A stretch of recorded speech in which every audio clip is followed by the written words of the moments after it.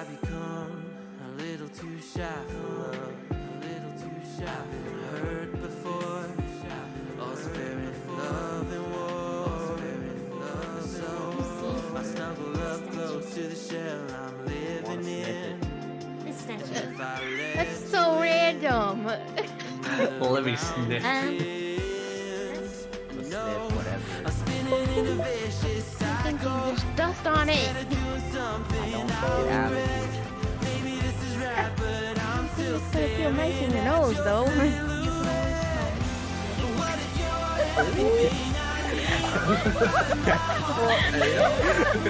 Yeah, I want to go to bed. I'm tired.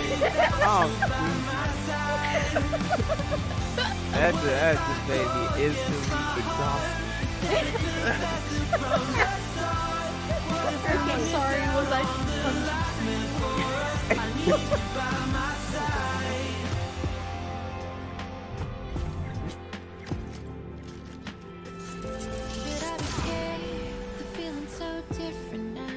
Don't you as a sniper?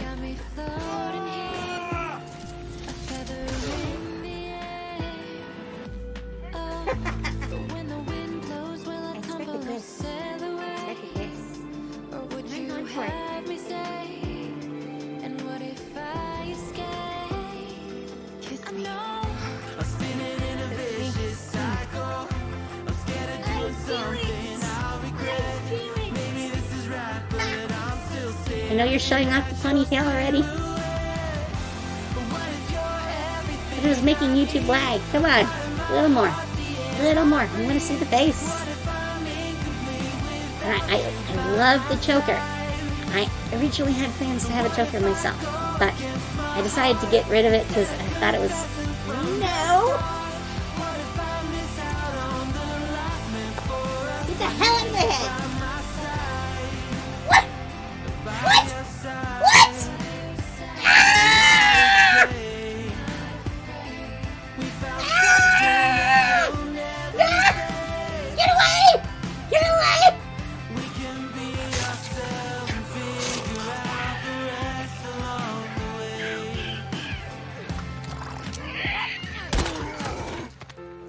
What? Did I just kill two in one shot? Hell yes!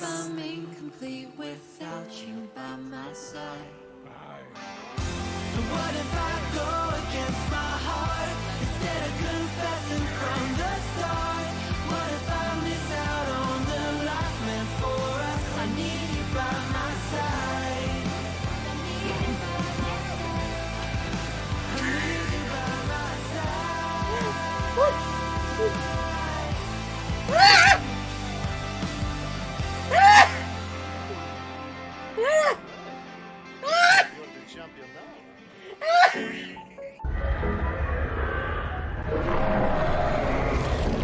No! Damn it! Do the thing! Do the thing!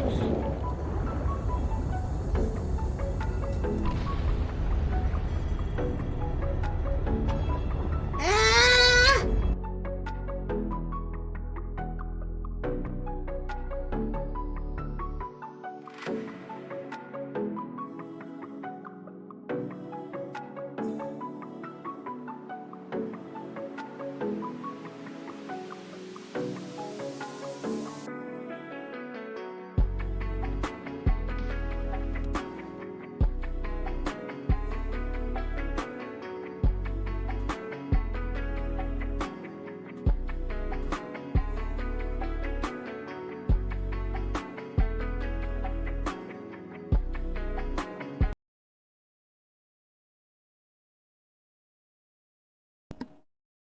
Hello. So, there we go. Let me throw on some music. Just so we have something.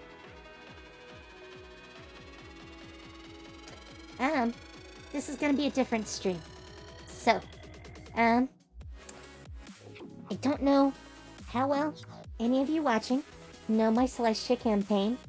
In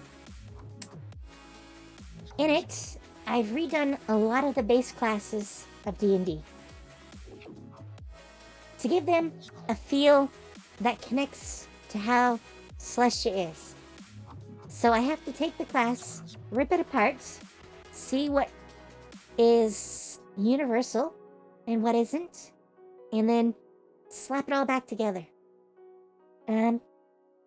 I've really done a lot of work on like Monk, which actually I did in the same style as you see in normal D&D books. So you get a taste of everything. Special classes for them. Well, subclasses technically. I did the same for my own mystics. So they have a full page too. One of the ones that no one has really looked at yet, and I made some early work on, but I didn't go too far into it, is basically the Artificer.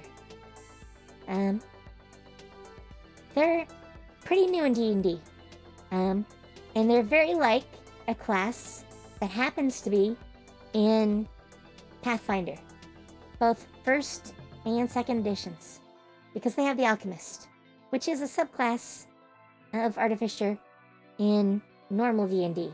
So, today, I want to take the core of this apart and rebuild it from the ground up. We're going to look at everything that goes into it, decide if that fits with Celestia, and if it does, we're going to keep it, but we might alter it. Because in a lot of cases, I tend to change some verbiage to clear up some things, some other random stuff, so you never know. However, that's my goal. And, actually, since I think I'm louder than music pretty entirely, let's, actually bring the volume up a little. There we go. Maybe a little too high. Let me drop that just a tad. Let me know how that sounds. Let me know. So, we're gonna play some music, rebuild this class, see what it is like. Alright. So, the first thing we need to do is actually go and take this, slap it in here, because this is the GM section. So, now, we're not going to see this as a player. And I can keep working on this and start the rebuilding. So, what are Artificers in Celestia?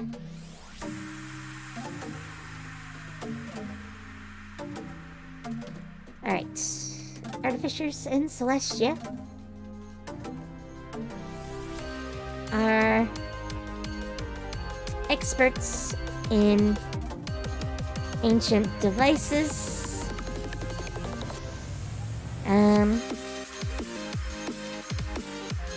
contraptions,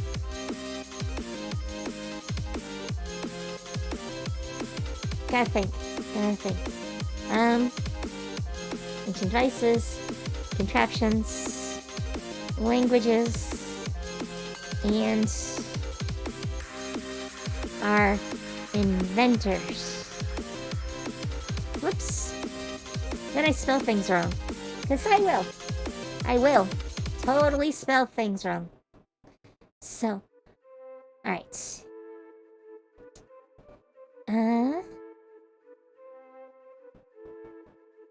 Yeah. I like that. They learn the basics of magic. to aid them in understanding the world around them.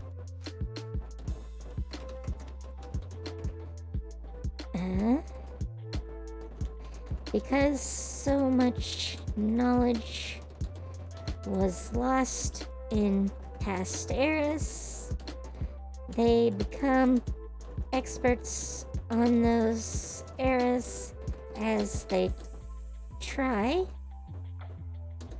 to piece together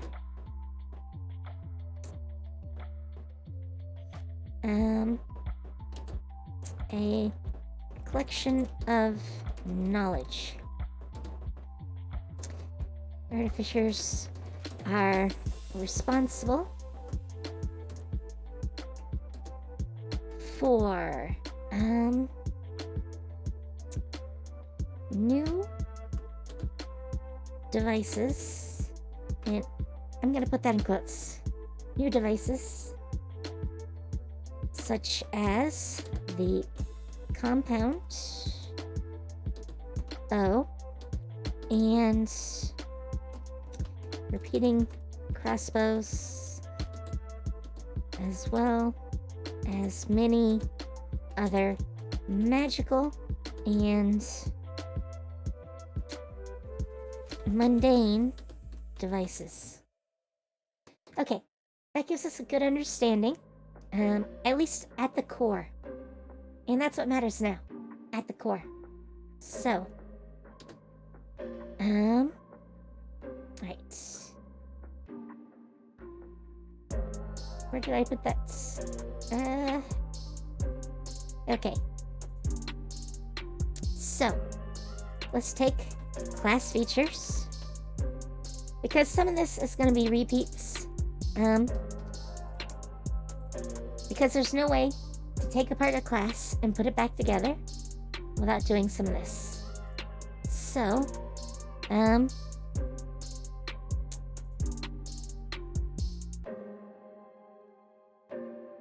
let's see.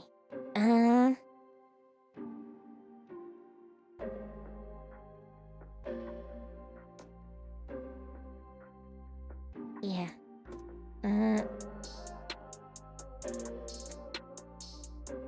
Actually, let me pull from what I already did. Formatting anyways.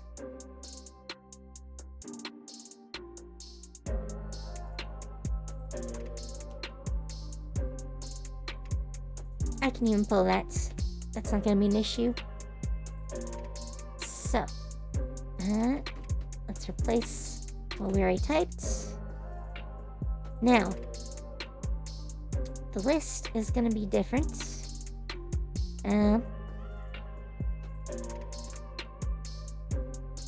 I'm just gonna take the core ones for now, and we might change those depending.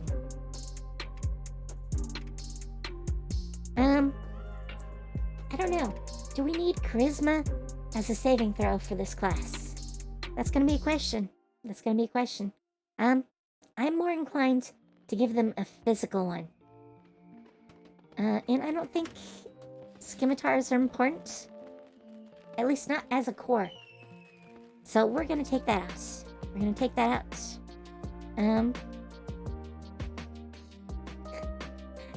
I didn't know I had Christmas music in here. Well, let's skip the Christmas music.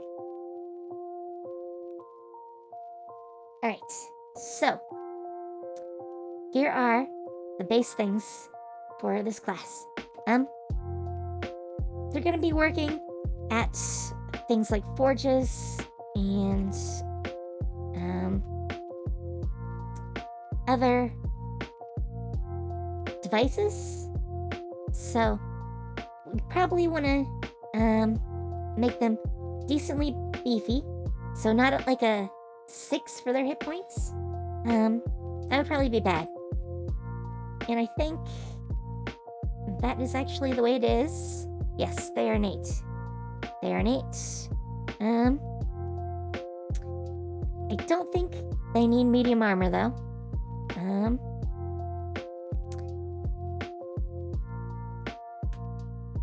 I'm not gonna include thieves' tools.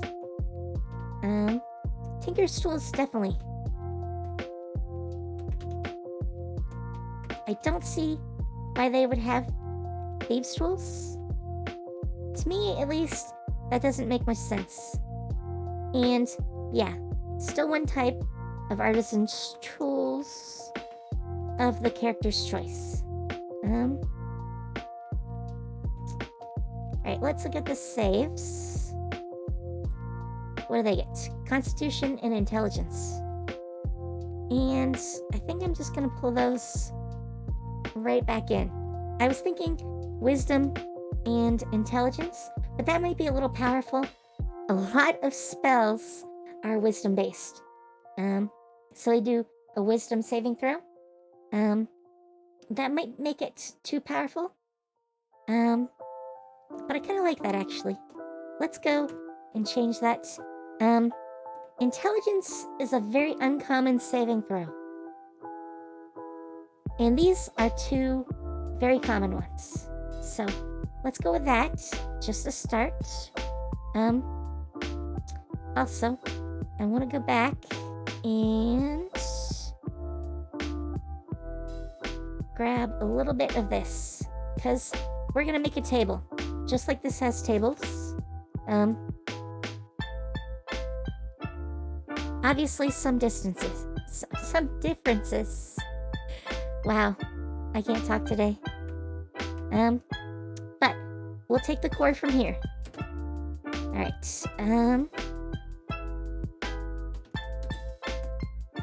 let's give it a title. Alright. So, obviously, level is going to be important. Cantrips, that actually might be important here. I don't think, though, that I'm going to put, like, spell slots or slot levels, or spells known, because those are already factored in. I don't need to really repeat those. There's actually a formula for that, and they don't really stray from that formula. Oh, did I grab that? Yes, that looks like what I grabbed. So, we're gonna jump down a little. Let's see. They have infusions. I don't want to use infusions. I don't really like how it was done. At least at a core. I don't want all my artificers using the same rules. I'm gonna do some that are different. Alchemists are gonna be a lot more different than, say, oh, what's another type? Artillerists. Those are gonna be vastly different. Vastly different. Right now, they share a lot of similar things. But I don't want that. I don't want that. So, I think what I'm gonna include is proficiency bonus.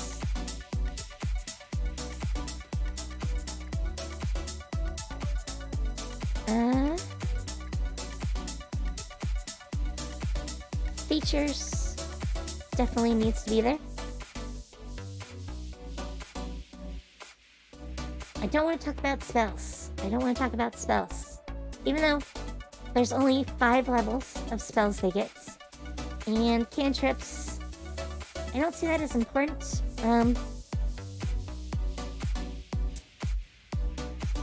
We might go back to this. When we start getting into the other stuff. But for now, alright.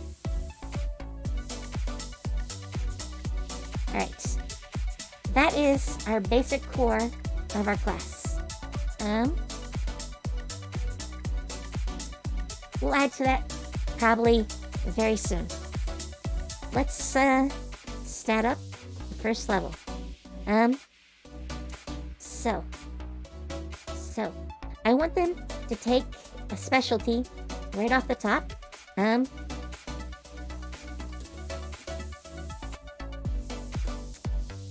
So they get a specialty.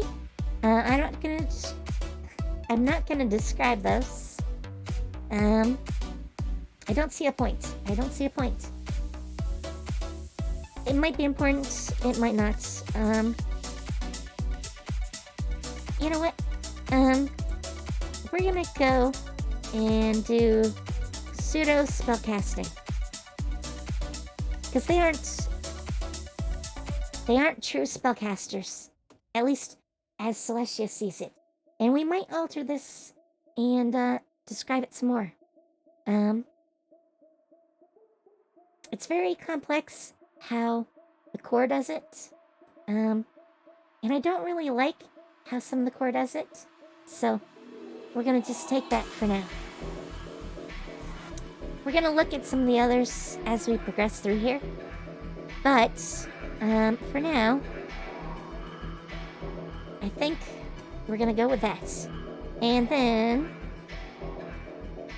we're gonna have subclasses. And I do like our list of subclasses. So we're gonna bring those up. Now, for placeholders, we're just gonna toss in a few lines here. And I'll number them real quick.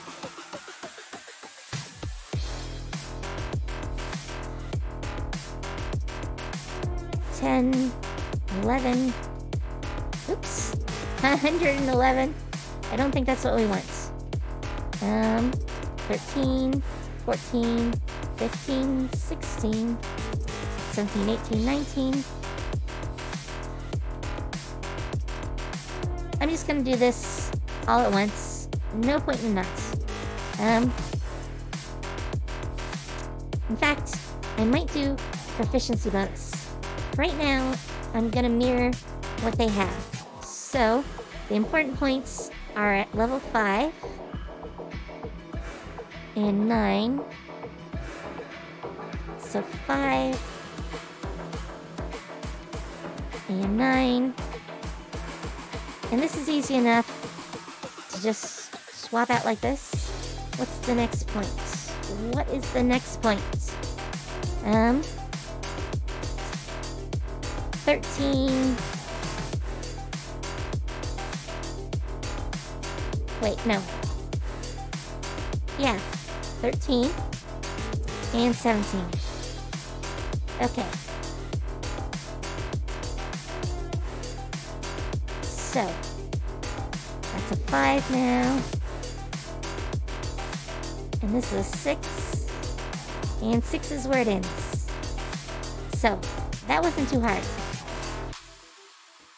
Now, because I want a placeholder, let's just do this real quick.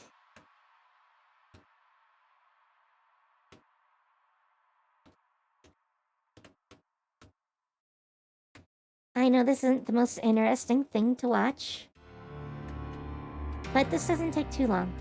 It's only a couple of minutes, and then it's done, and we can just work from there. And the placeholder of having a little symbol in there just makes it a little easier when we go back and add abilities. There are going to be some that we're going to keep, like the ability scores and when they come in, just because I don't want it to be too different from the original. We're rebuilding it, but we're not taking any really huge dives from D&D.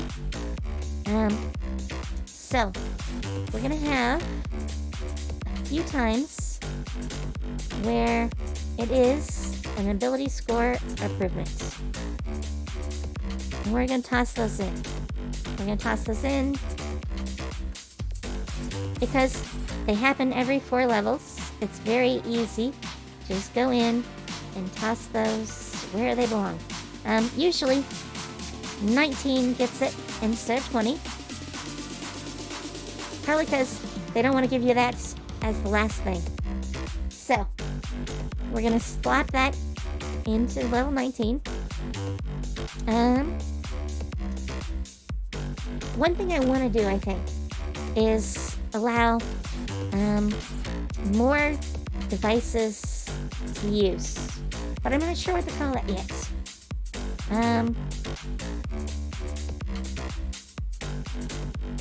Actually, let me do this. I think I have a name. We're gonna call them magic device slots. And we already have this right here. So we're gonna go, well, let's go there.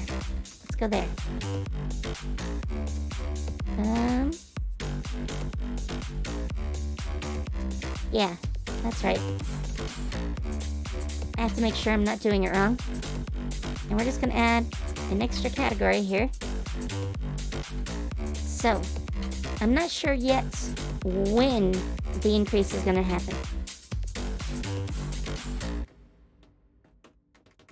But I want the number of devices Artificers can use to go up over time. I think that's going to be interesting. Yeah, and there is our table for now. We're going to look at the subclasses too. Oh god, I definitely messed something up.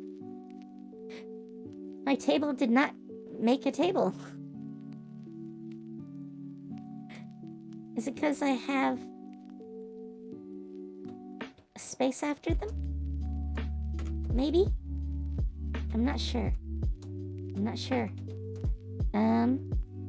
I mean, it looks right. Tables can be finicky a little bit. And there's probably some other ways to do this that might be easier. Oops. Okay, let me see if I save this and it actually looks right. Yeah. Okay. Well, that fixed it. Completely.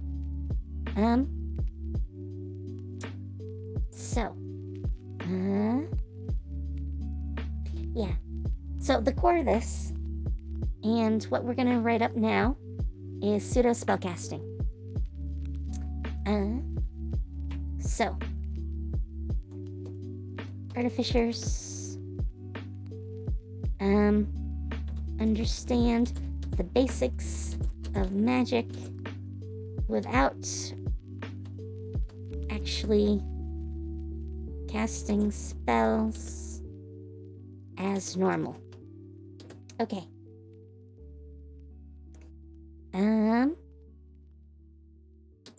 As such, they have spell slots and known spells, just like spellcasters.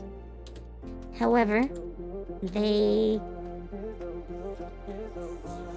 use potions or devices to mimic conventional spells. You know what? I don't even think they have like a spellcasting like stat.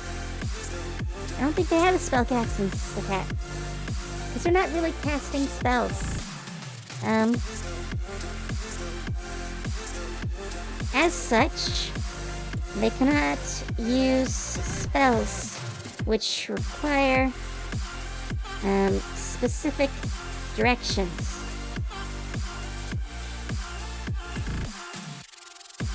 Yeah. I think that's going to be a limitation. These include spells like, and I think I already have a list because I started for here.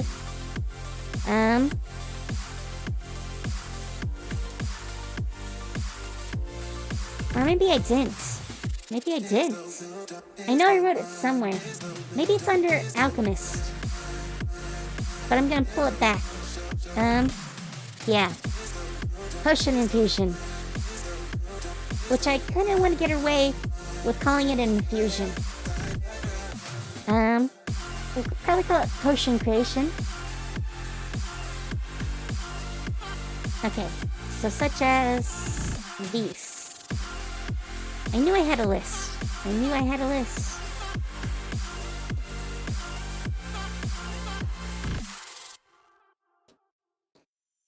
Okay, so here's our list.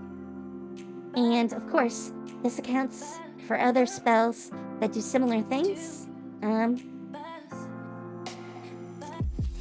They are best at mimicking spells that attack, defend, or support.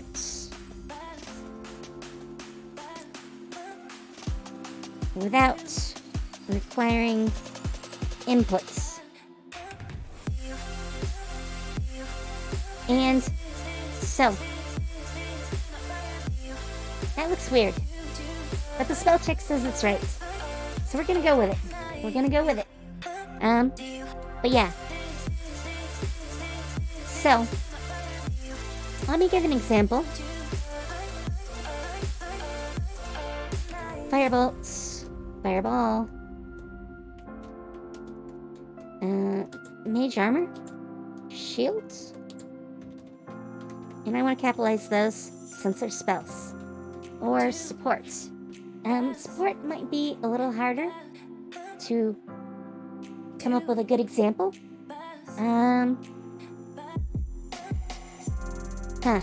What do I want to use as an example? Cure Wounds. Cure Wounds is a good example. Oops. I want another example.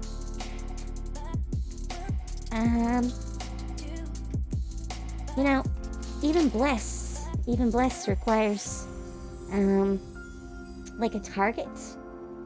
So, I think those go under spells that are hard to use.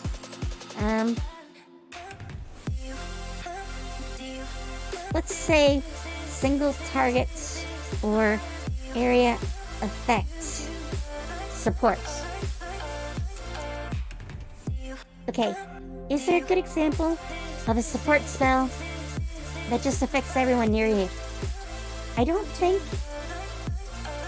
In this version, I know they got away with a lot of them. I know they did away with a lot of them. So, like... Whoops. Yeah, I can't type. So we have several of these, that are protection spells. These are good examples, except, I think... well, that's one target. I want a group target. Is there a group target? Jeez.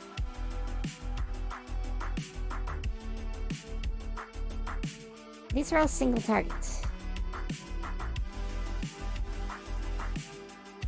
Yeah, these all fall into the same category, basically, as Cure Wounds.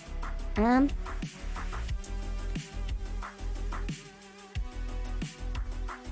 trying to think. I know Bless is a multi-target, but I'm pretty sure it affects, up to 3 creatures of your choice. That doesn't work for us. These should be very directed spells. Also, it might count against haste.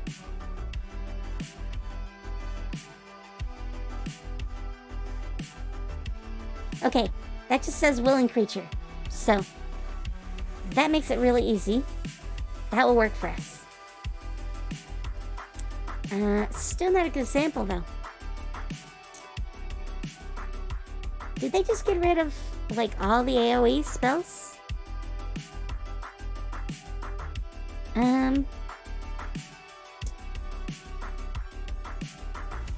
Miles. Why is there miles on this list? 100 miles. What sort of spell has that range? That's crazy. I mean, maybe a scrying spell? Though I would expect that's more like 5 miles. You know, 100 miles is huge. That's like multiple days. I don't know how that would really work. Yeah, I don't have a good way of doing this. I mean, to find an example. I could go through the list and just see if I can find one.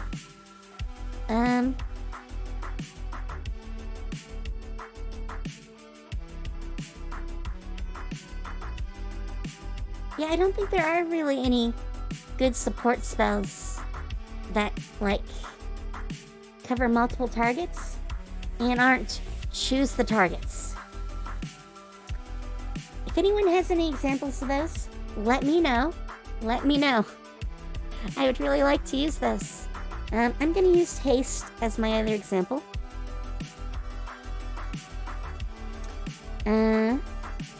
Spells which require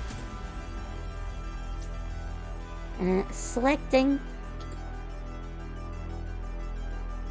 multiple targets are not typically possible for a artificer. And I'll let some other things factor into that.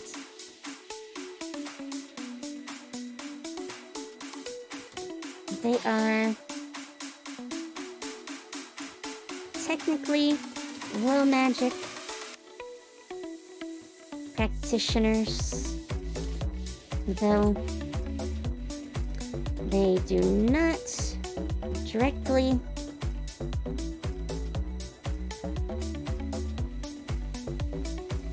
wow, okay. It just does not understand the word practitioner? Yeah, it doesn't. Okay, that's weird. That's weird. I'm pretty sure that's how you spell it. Maybe it's just me, though. Maybe it's just me. You never know. You never know. Sometimes Google's just weird, too.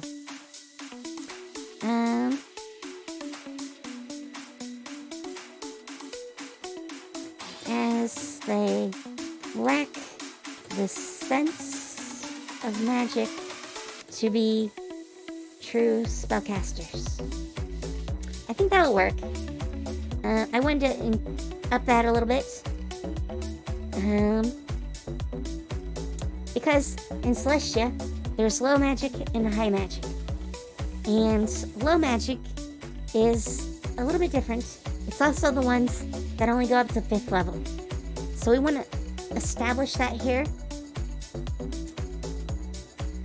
And the reason why. Okay, so we have what that is now.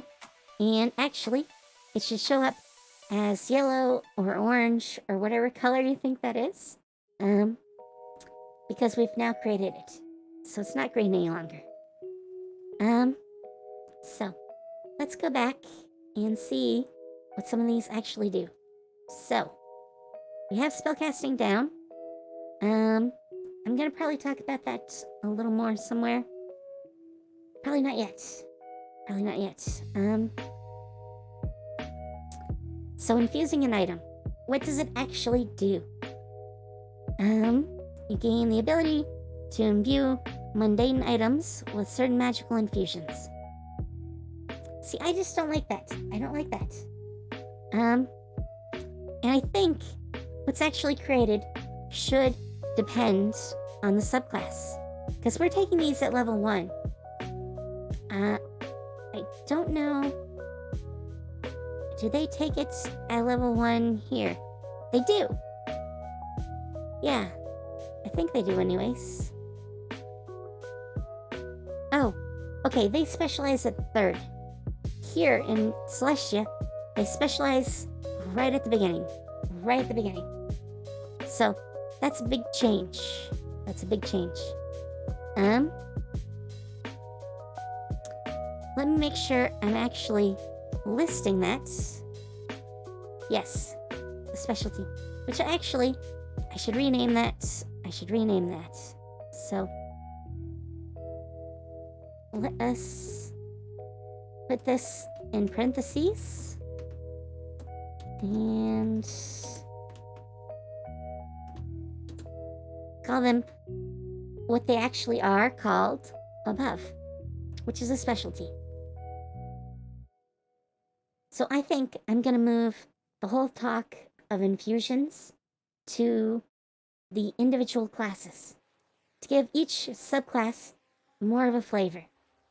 I really like what I did with Alchemist, and I really want that to be part of this. So, as such, I think we're going to make them more unique. In fact, Battlesmith and Armor are my two hardest to work on, which is actually why I'm rebuilding this. And yes, I do repeat myself. So,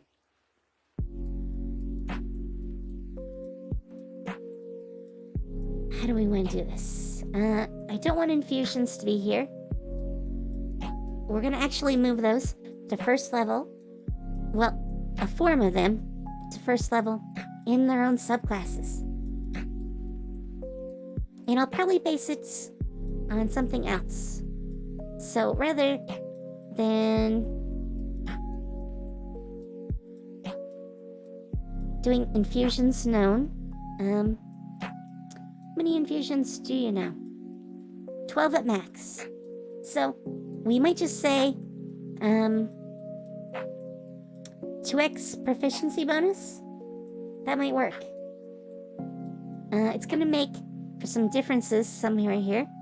Like 5th level, you'd end up with 6, and usually you'd only get 4. But that shouldn't be too much of a problem. And I might remove it altogether for some.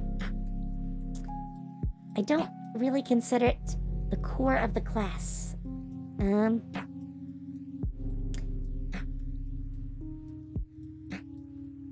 Let's see.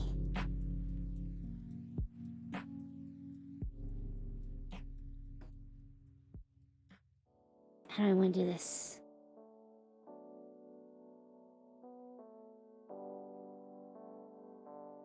Obviously, we don't have specialties at 3rd because we already did it at 1st.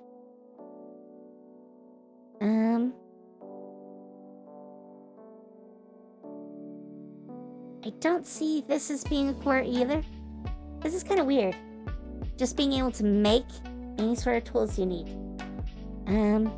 But you already have to have another set of tools to do it. That just seems weird. And tools are a lot more varied in Celestia than they are in core rules. So, I don't know how to do that either. So we're gonna probably have to pull from some other sources eventually. And it might do... So this is expertise, except with tools. And I think I might... Yeah, I mean, it's even called tool expertise. What level is that? I've already forgotten. 6th level. Okay. I think that's a little late for us. But for a placeholder, let's toss this in. We might move it. But let's put a note that basically that is in there. And that's part of the core class.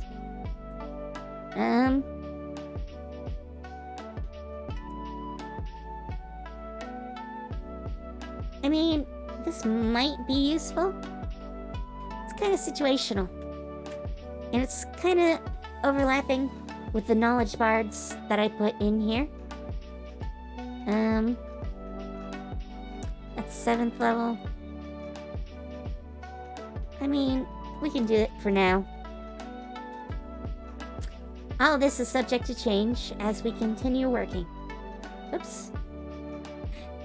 Okay, oh, here it is. Yeah, you can attune more items, but that's 10th level. 10th level! That just seems crazy.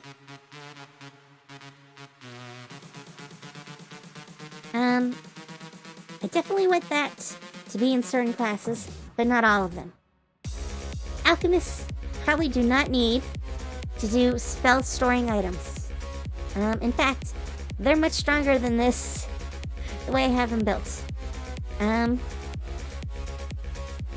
again, we're getting another upgrade, but we're already going to do that as part of the base class.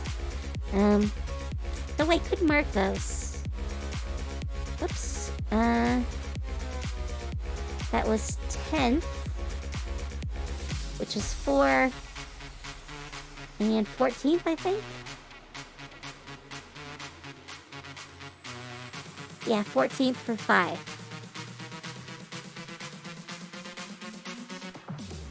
I definitely don't like that. I don't like that. I kind of want to say proficiency, except that'd be low. In fact, lower than normal to start out with. So, definitely we can't do that. We can't do that. Oh, and they get 6 at 18. Alright. I'm probably gonna change those.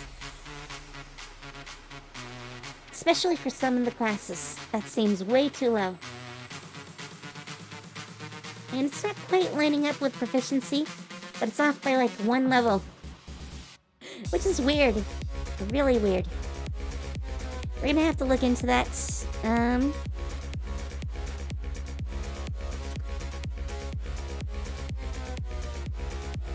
I don't like this either. Yeah. I know. I just literally don't like any of the abilities in the core class. That's definitely a thing. And I want to move a lot of it into the subclasses.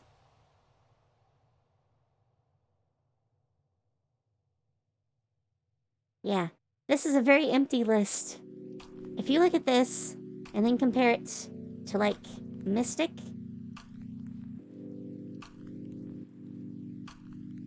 yeah, Mystic is pretty full. Pretty full. It's always getting something. However, so far we're not getting much. At least not in the base class. Let me jump back up.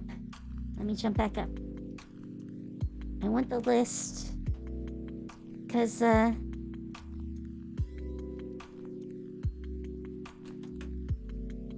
alright. So, specialty features. Let us add those in, because we know what levels those happen. We get the specialty then. We get another feature here. So, specialty feature. Oops. Specialty feature.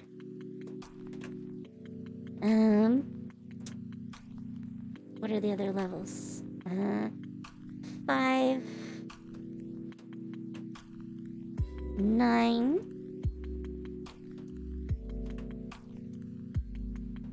15. That helps fill it out some.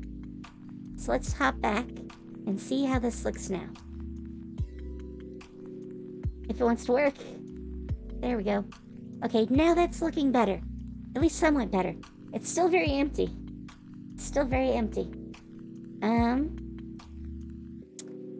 Yeah. And you know what? I'm just gonna go into the magic device slots, and I'm gonna go and make these 3.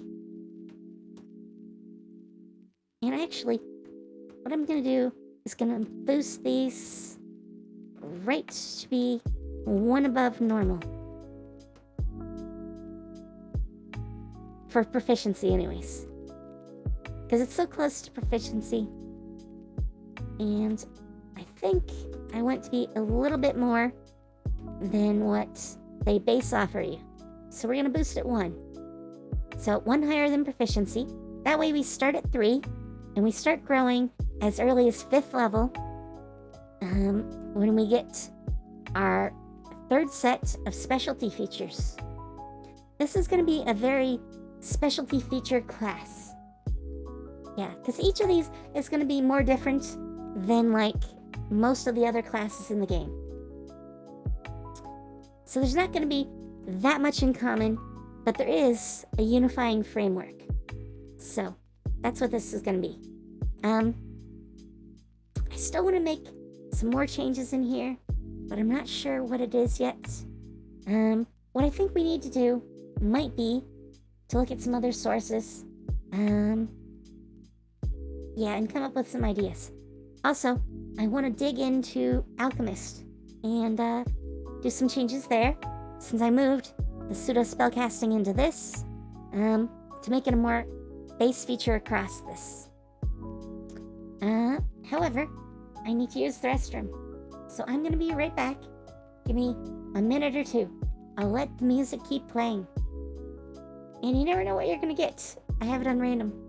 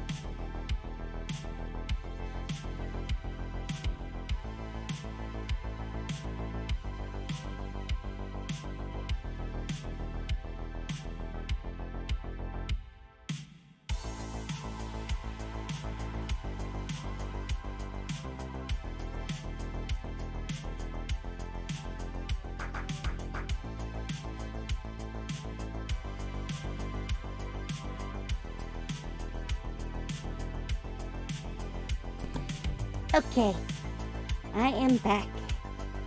Let's switch the screen. Alright, so. Yeah, I think we need to look at Alchemist.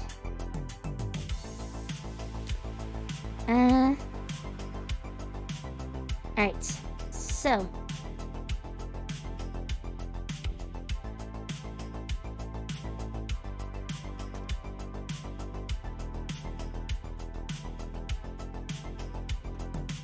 Alright, we're gonna alter this text a little. With most larger towns having an alchemist.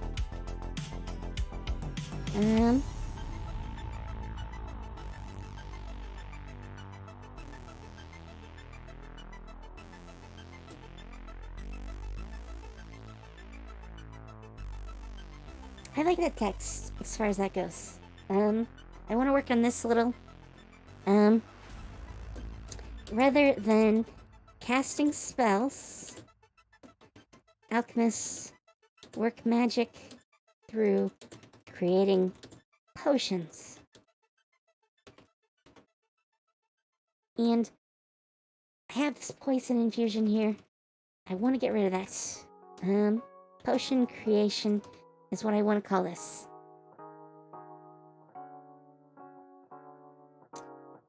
Okay, and we already have this. There's no need for this. I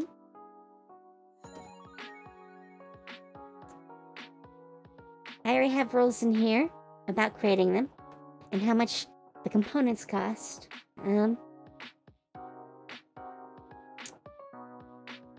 Let's see. Yeah, I like this too.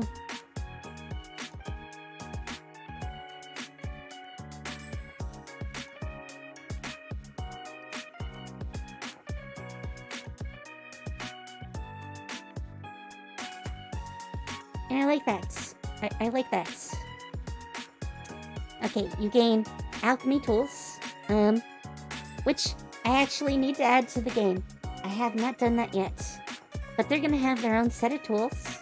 And yeah, if you already have it, then you get, you know, another one. So actually, you kind of get 2 proficiencies. Well, actually 3, because everyone gets Tinker's tools. So you're definitely a tool user. And you're gonna have a range of tools you can work with.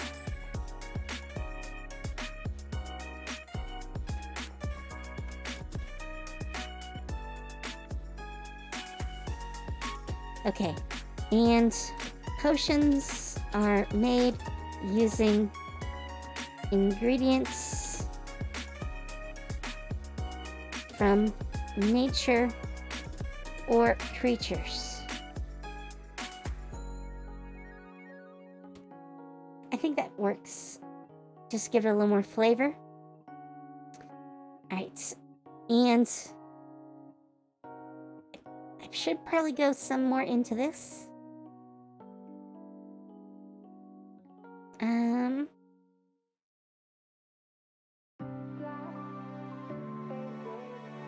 Yeah, I think I need another line here.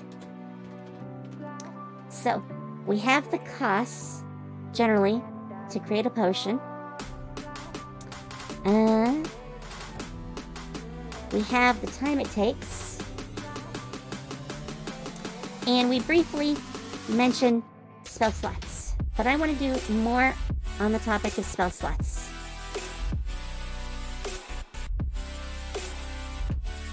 Alright. So, how do I word this? How do I want to word this?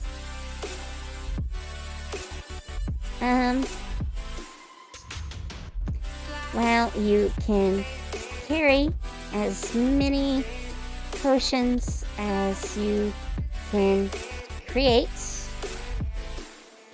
You are limited in the number of new potions per day you can create. This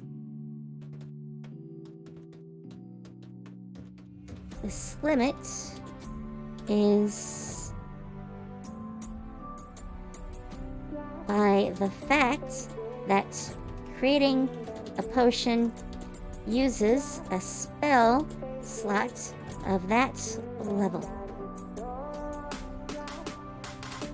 So, if you make a... Oh, what's a good example here? A potion of cure wounds. You expend a first level spell slot per dose.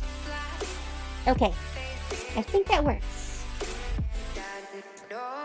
This does mean that if someone wants to use a lot of money to get the components for it, they can have a vast array of potions they're just carrying around. Which is definitely something that I think is kind of fun. You know, if you're willing to spend, like... Actually, I need to change these. These were based on the old rules. Let's make that 10 SP, so silver pieces.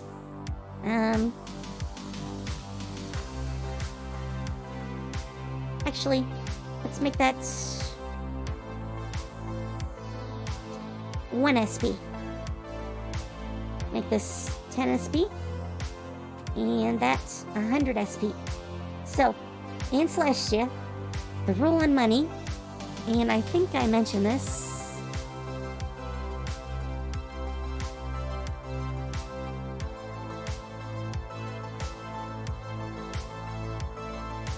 think it's in life. Yeah. So, 10 silver coins is 1 gold coin. So, I usually put things in silver coins, and we work from there. Copper coins are going to be more common. But having silver is usually a little more convenient.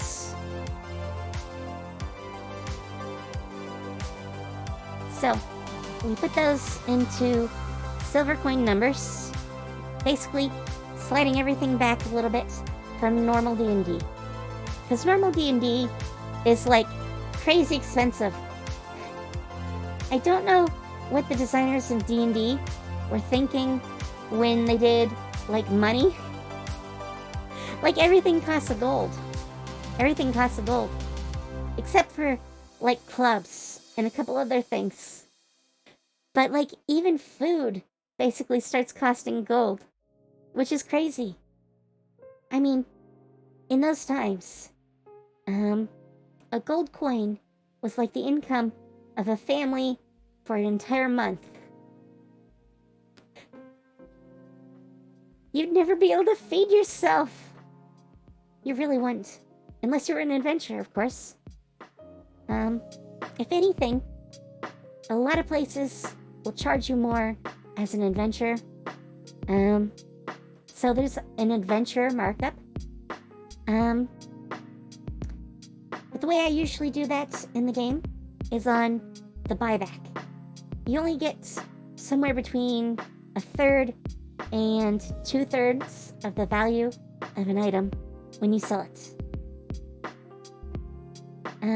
Not affecting certain items, like certain types of jewelry, because there are certain types of jewelry that's made with the thoughts of using it as money.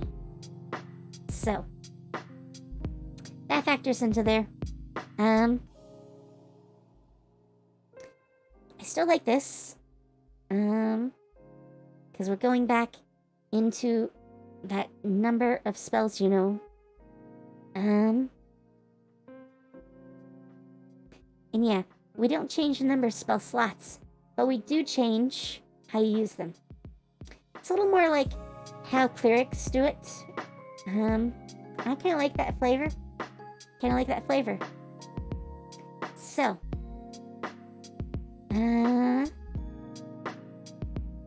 these two basically go together and really expand the list of known spells. Whoops. I keep getting the wrong one.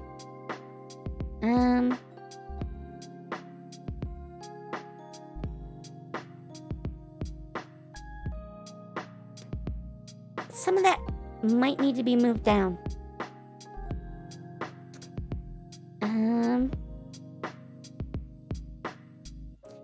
Actually, part of that should probably be a line here.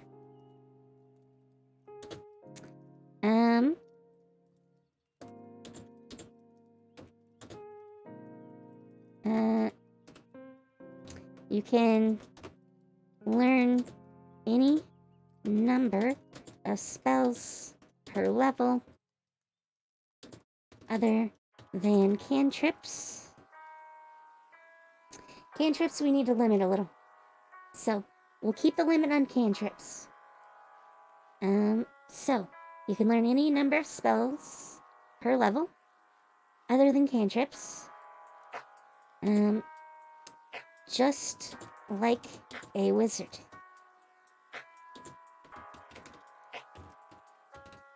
However, you can cast any spell. Well, no. You can create a potion from any spell you know up to the number of slots per day.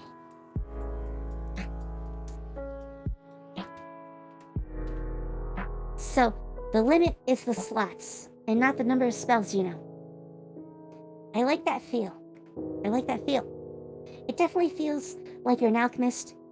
You just go out into the forest, you grab some ingredients and use those to create a spell in the form of a potion.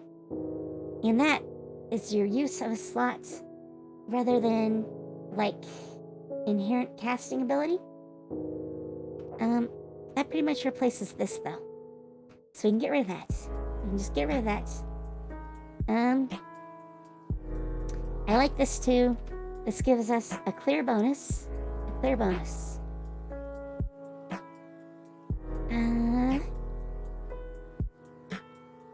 I'm gonna have to factor some rules into alchemy.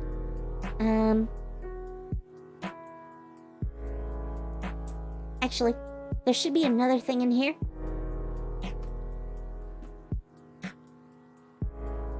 Oops. Please tell me I did not knock that down a line. Nope, it looks okay. At least there. Alright, there's one more roll. One more roll.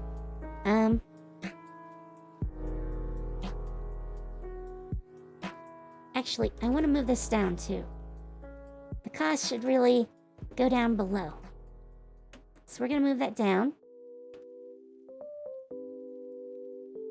Because that's the last thing anyone really needs to know.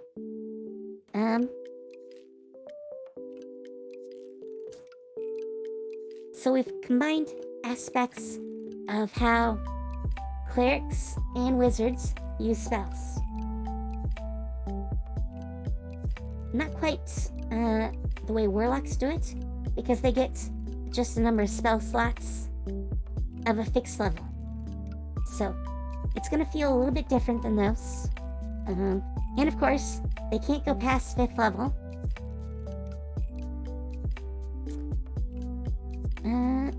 I like the feel of that mostly. I need another item here.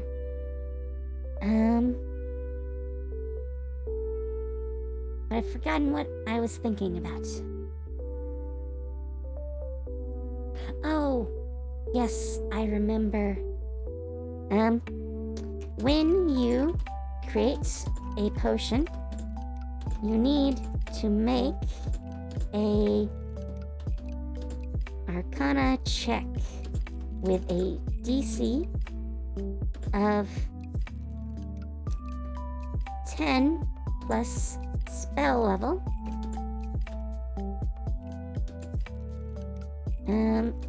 To successfully make a potion. Obviously, this means creating cantrips is usually fairly easy, especially if you're, decently advanced and you took Arcana as a base skill. And that's gonna basically decide what skill you have to factor in here.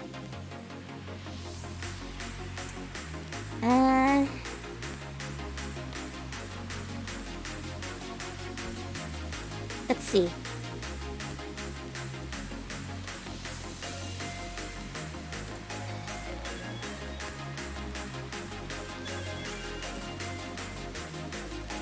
With the same materials,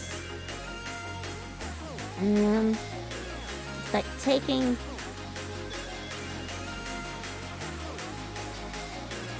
the time over again if you do not succeed. I might change that at some point, but for now, I want to say you can make the potion over again. Maybe you can't for other classes, but for here, you can. It might give a good little extra boost.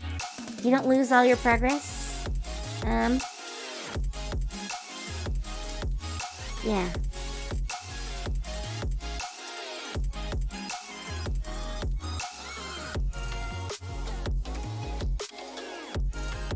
And still requires successful Arcana roll.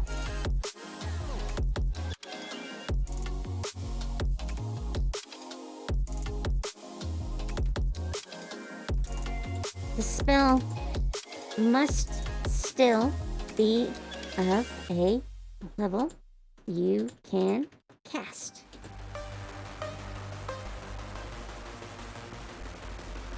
I think that's a good one.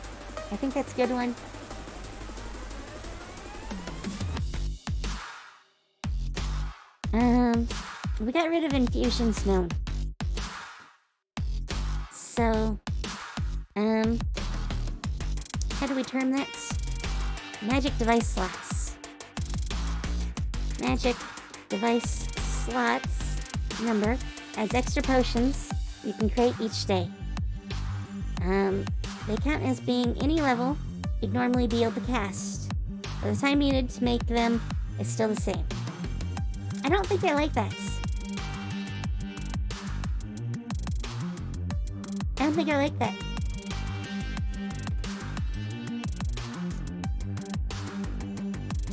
You can reduce the time it takes to create a potion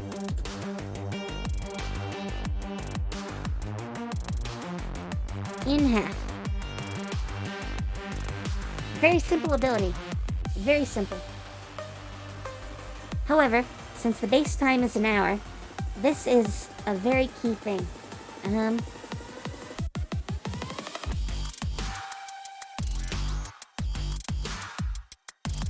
In fact, I might bring it down a little. But I might do that across the board. I like 1 hour because it's an easy number to work with.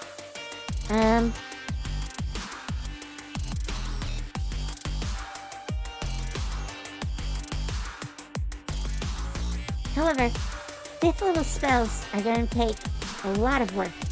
So, if you want to make like a 5th level spell, that's 5 hours. And you can make a int bonus number of potions in the same batch. Figuring you have the slots for it. And you wouldn't really, because you'd get like 2. Just because that's the way your slots are.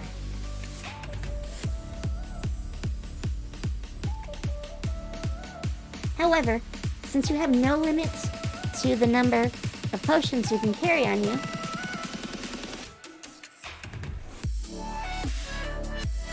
you know, I think I just like this. I'd like cantrips to maybe take less time. Like, really less time.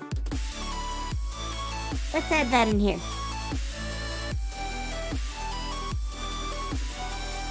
Cantrips now take just 10 minutes to create as potions. So, not really something you can do outside combat. I mean, inside combat. But you can go and, like, in your downtime, while everyone else is doing a short rest, you can go and just pop off a series of cantrips. And at 15th level, I think that makes a lot of sense. That's pretty huge.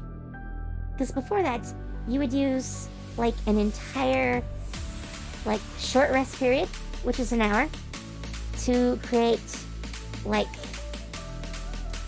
3 to 5 potions, period. And those would be first or cantrips. And you still need sleep, so you can't really do this at night. So there's some definite limits there. Probably more than there are on a conventional wizard. However, between missions or adventures, you can take a lot of time. I think I like that as a balance between the two. Potion creation is the real focus of this. The tool proficiency is just to basically factor into the potion creation.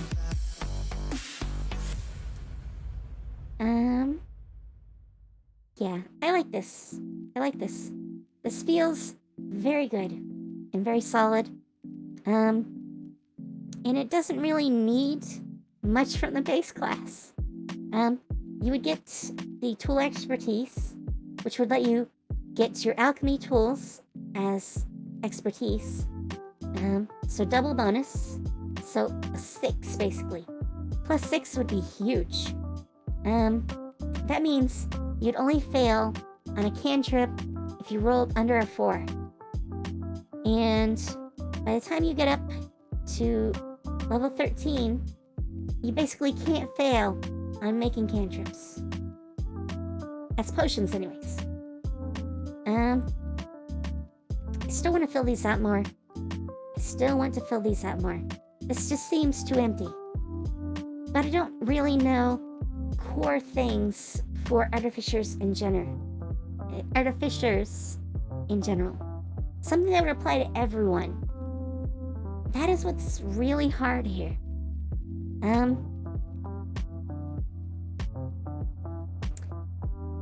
I still think these are too much alike.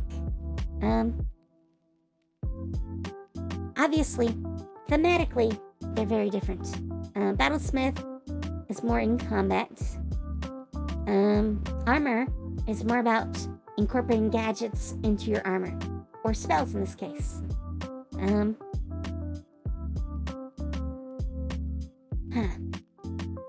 don't know how I want to do this.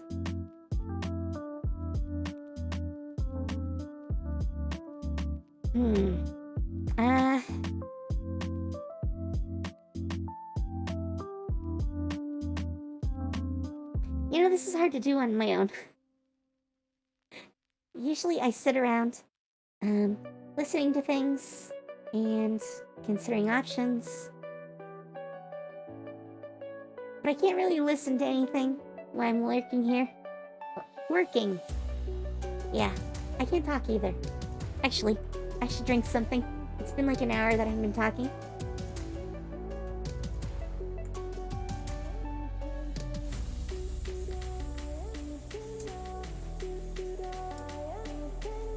Okay. We are back. I actually want to add another skill to this list. I'm going to add survival. I definitely feel that belongs on the alchemist list, and I think it applies to them all as far as subclasses go. So, let's look at the other subclasses, because we want them all to fit into the whole. So, we give them woodworking. I figure they'll probably take like metalworking or smithy, basically, as their main tool proficiency here. And then woodworking is just a bonus. Hence why I have both types down here.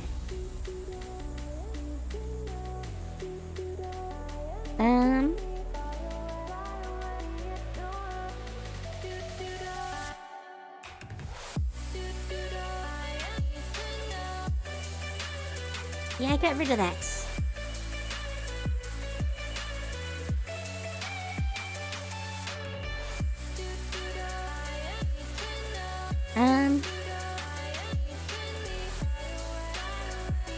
I'm gonna have to redo this. I want to actually redo this a lot. Obviously, it's not finished. You see, I ran out of ideas for 9th and 15th level. At least from the base class. Because there are, actually, a base class that's called Artificers. I don't like the Artificerist here. I mean, the extra spells are fine. Though, my rules get rid of the walls. You couldn't do the walls. Even Ice Storm, you couldn't really target. At least not directly.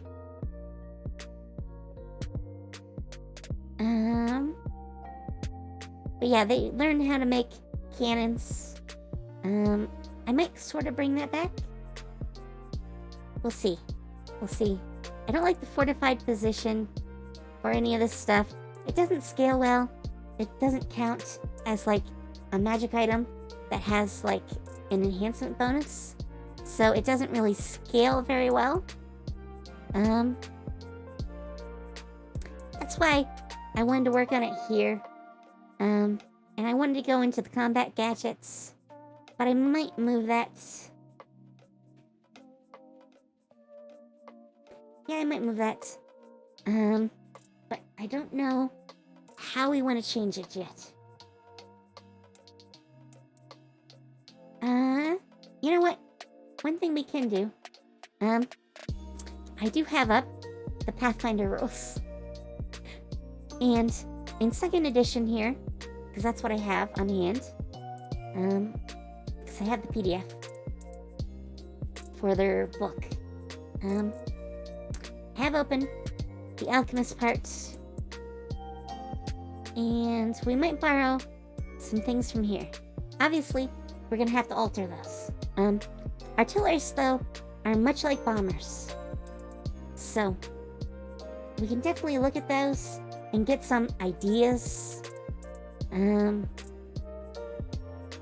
Obviously, they have a very different system, so it's not going to be too close, but you know, I might actually change it to be bombs.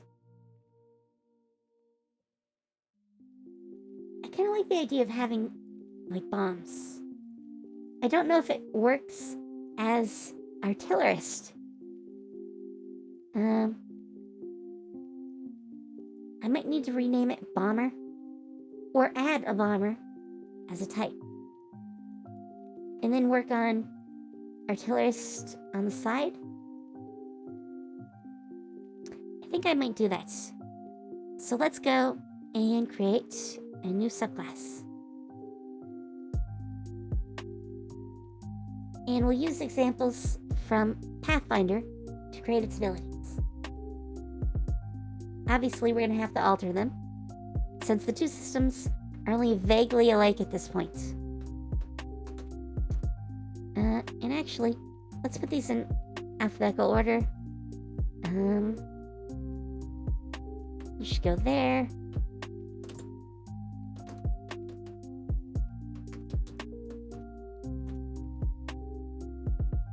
Okay.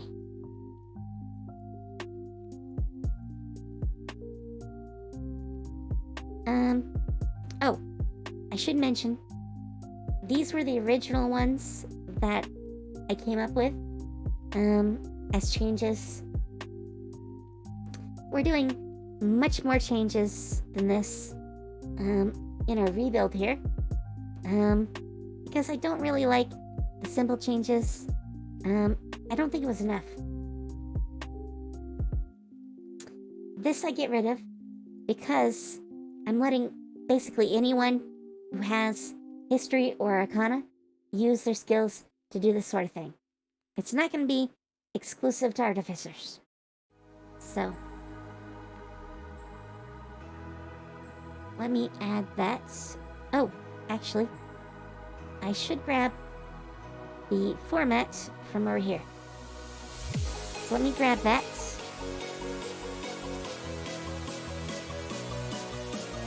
Okay.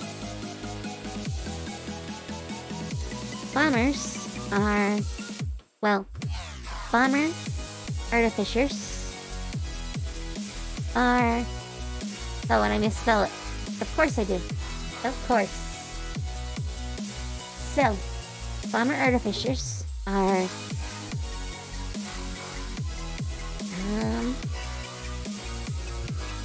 people who specialize in creating offensive mixtures. They're going to be a lot like alchemists, except alchemists are going to have a much broader range of abilities, because they can heal and a lot of other things. These guys It's gonna feel like they can't. I'm second guessing myself.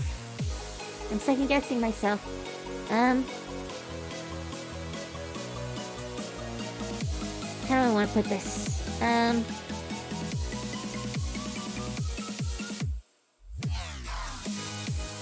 Offensive, inventions, and mixtures. And of course I misspelled it. Okay. So, we allow inventions in here. Maybe we could pull some inventions off of the Artificers, as I have it here. Since I didn't like it the way it was, we might as well just grab these. Slap this here. Because we're gonna rebuild this. We're just gonna rebuild this. I will put the abilities back up here. But we're gonna remove the actual abilities because those are definitely not gonna be the same.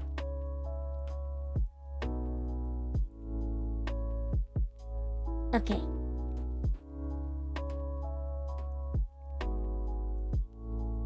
Alright. So, I don't need to be editing the page to be able to pull these things. Because we already have them here. I can just carry over the text. I don't know about combat gadgets. Don't know about that.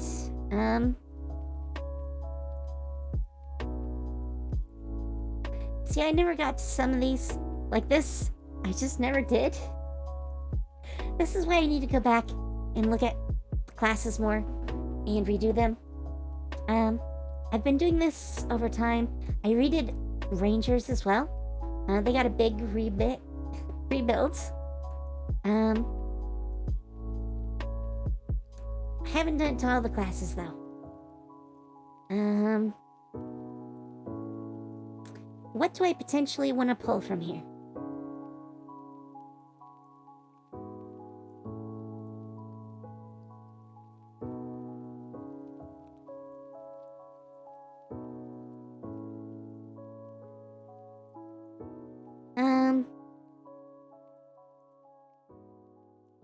See, I just don't like this text.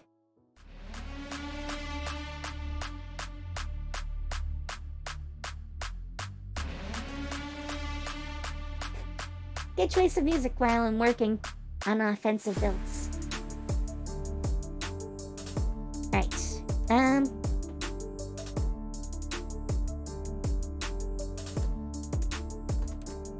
Let's do some more about what they are. That's gonna give us a better idea. At least of how we want to start this. Bombers combined. Skills in various inventions.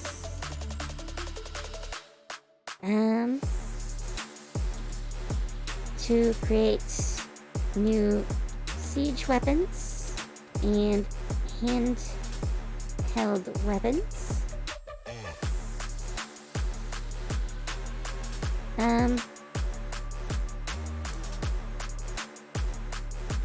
Yeah, I can't spell today.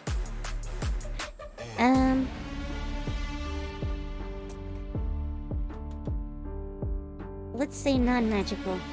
Siege weapons and handheld weapons with a knowledge of certain types of mixtures derived from alchemy.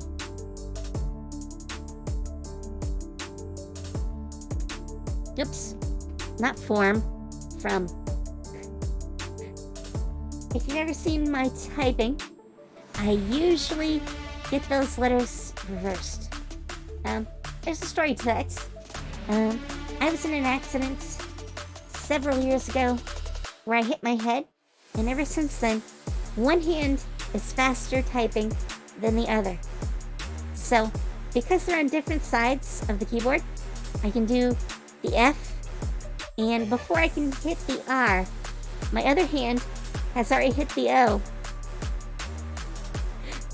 It's how those get reversed. Like always. I wish I could autocorrect that, except then I could never type the other version of the word.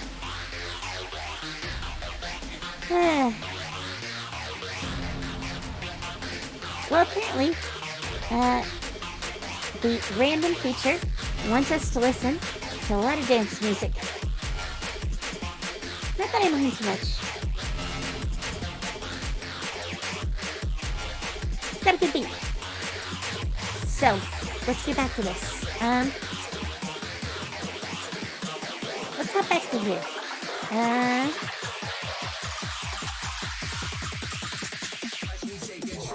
See, they have infusions too. I don't like that term. I just don't like it.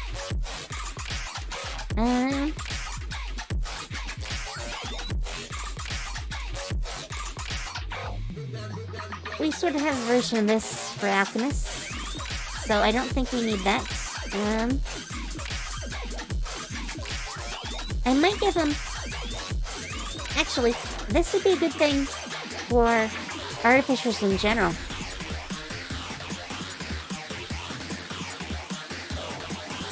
They don't have fortitude saves, but, well, they already get proficiency in constitution saves.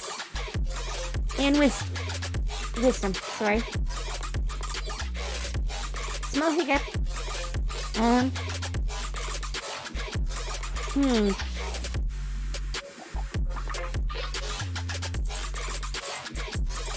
See, there I have something too close to this.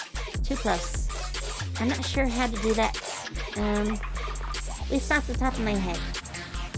Now, I did lower the average type of armor to light armor, because obviously, alchemists and probably these bombers don't need heavy armor.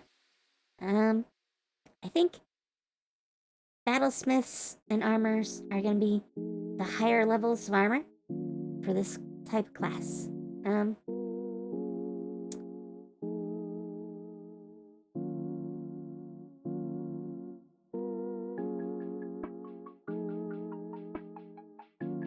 Yeah, I don't see anything here that I really want to add in. So let's look at their feats.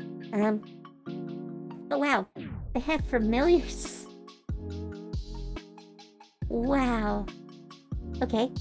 That is a lot like an ability that, the battle guys have. So I don't really want to go there. Let's see.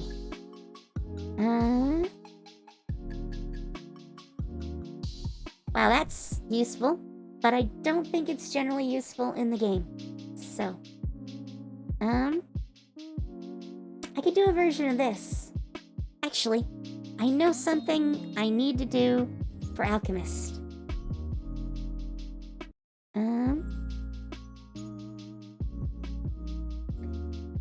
Actually, let's change this at 3rd level. We already established that you actually end up knowing spells like this. Let me just remove that. Alright. So.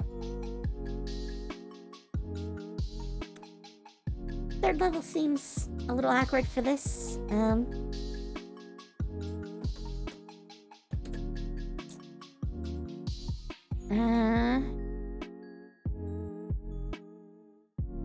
Okay. They have throwing ability.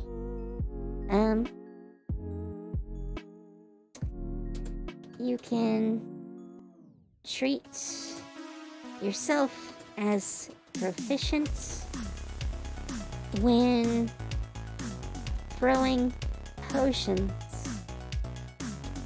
and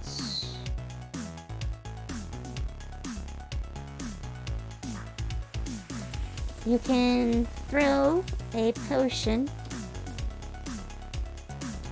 up to 30 feet from you.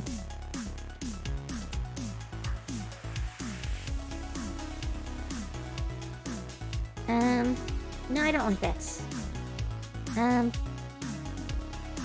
So, I want to look at the throwing rules.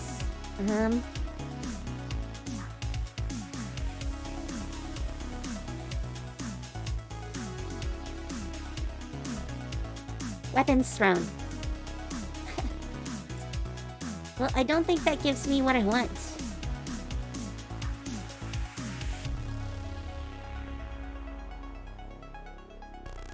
Yeah, this is talking about that sort of stuff. Improvised weapons, yeah,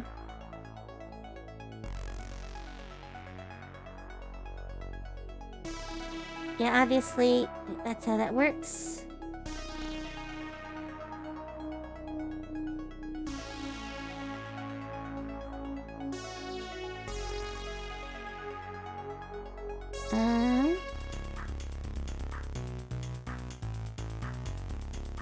You know what? I think that will basically cover it.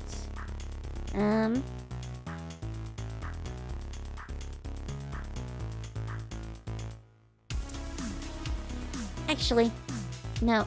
I'm gonna change it. If I can actually find the tab I want.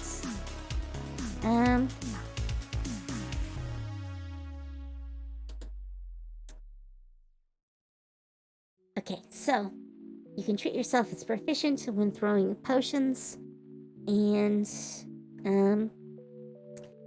these are treated as if they had the thrown property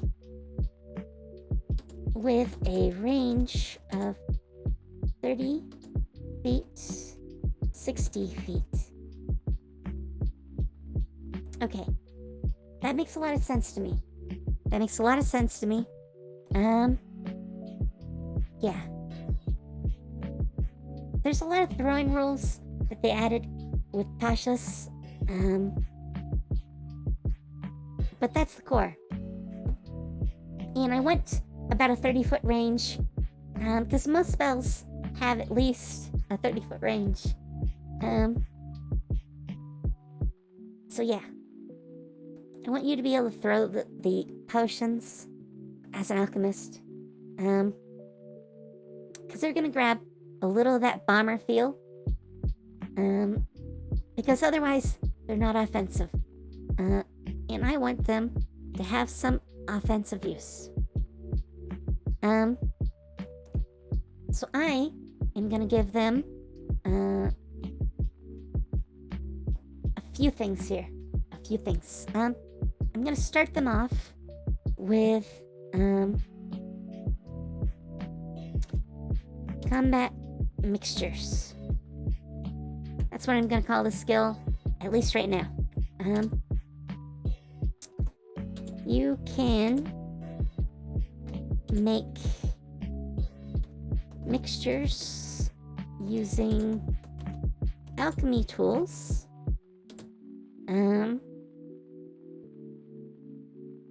Which mimic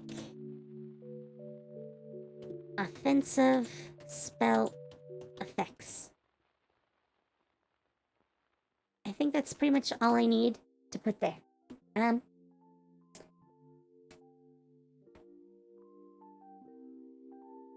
Yeah, I don't think I'm gonna have this damage scale. At least not differently than the alchemist.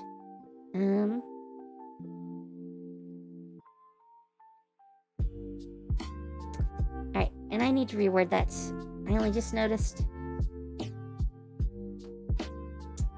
You can create potions that mimic spell effects. The time it takes is blah blah.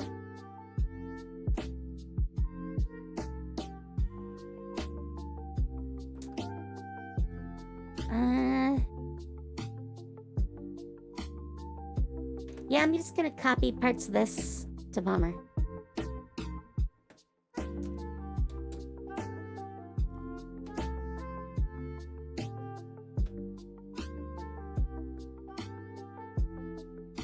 Get your int bonus of the same bomb mixture from that batch. So if you want to make... What's a first level spell?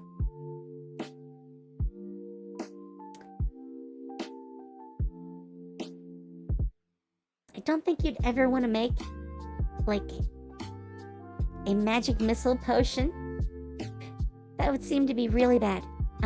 Let's go with Chromatic Orb. That is a really nice spell. So if you want to make 4 Chromatic Orb bombs, you can spend 1 hour, and with an int of 18, you can make them all in an hour. Right. So that's going to mimic alchemy, because it should take about the same time to create a bomb as it does a potion. They're effectively identical as far as our purposes go.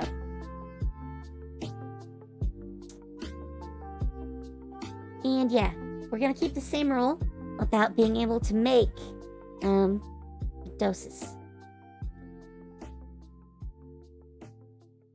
And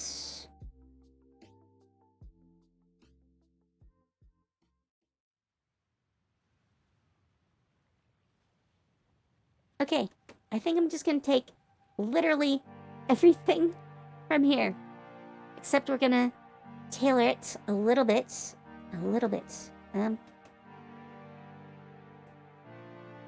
Oops, I grabbed the extra spacing here. I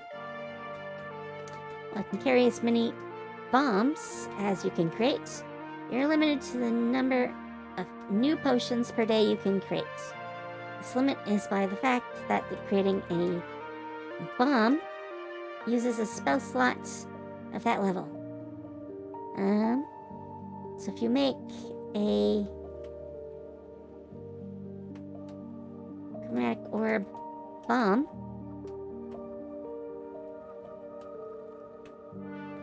you expend a first level spell slot per dose. Well, I can change that probably. We'll call it bomb. It's very apt. Very apt. You can learn any number of spells per level, other than cantrips, just like a wizard. However, you can create a bomb from any spell you know, up to the number of slots per day. When you create a potion, you need to make an Arcana check. That needs to be called bomb. And this is bomb. And yeah, we're gonna give him the same ability to make it over.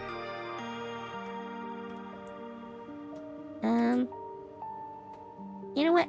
I'm gonna remove this part.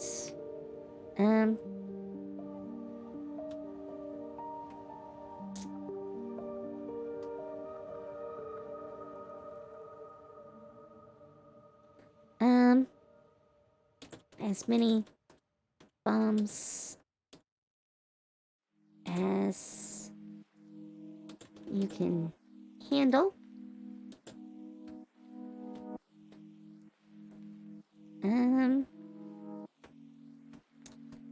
But they do require alchemical materials and time to produce.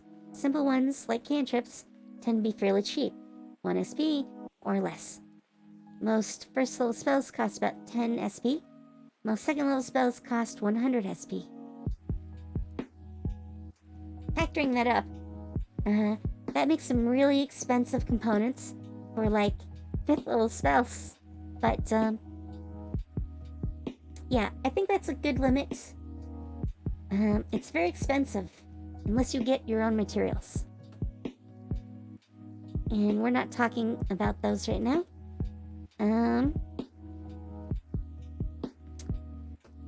Alright. And because these start so simple, so similar, I'm gonna throw tool proficiency. Wow, I can't talk. I just can't talk. Alright, tool proficiency. Alright. third level. I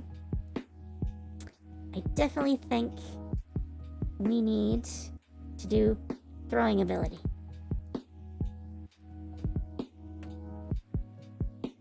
However, I'm gonna make it so their throwing ability is gonna improve. I'm gonna give them the same 30 feet here. So that's what I got out of Parlaber. Which I give to both. Because it's that same thing. The base is 20 feet. We're giving them 30. So, very similar.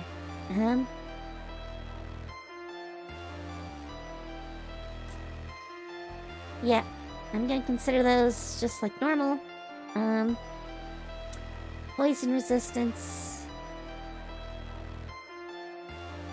I mean, I kind of want something like that for the base class. In fact, let's drop back over here.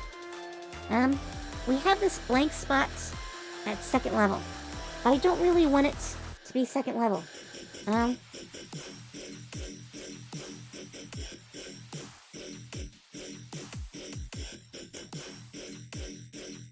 kind of want it more around, like, gee, when to put it? Like maybe 5th or 6th? I like getting tool expertise at some level.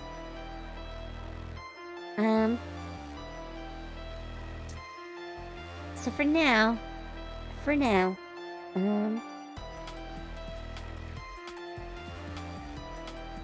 I'm just gonna add it here.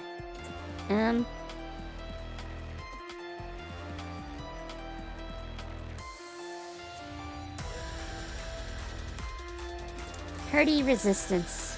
That's what I'm gonna call it. I want it to be like either actual resistance or like advantage on poison. Probably poison saving throws. It's probably easier to just give them resistance.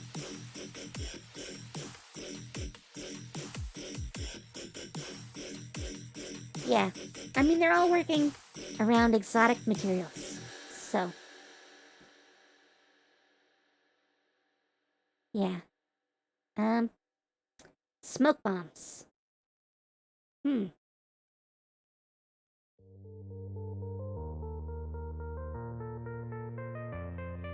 kinda like that. I kinda like that for Bomber.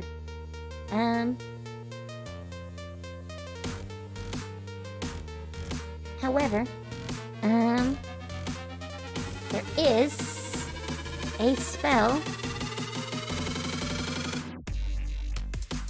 which I'm just gonna search up quick, which is Fog Cloud. And that gives us the same thing we want for our smoke cloud. And it's really easy to slip that in at third level, probably.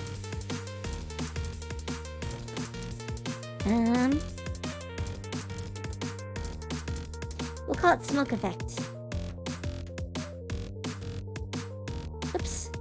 That should be a 3. I mean a 2, not a 3. Sorry. So.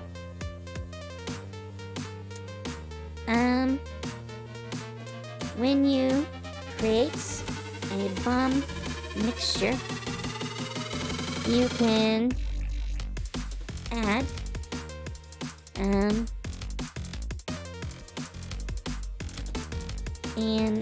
effect which creates a cloud of smoke,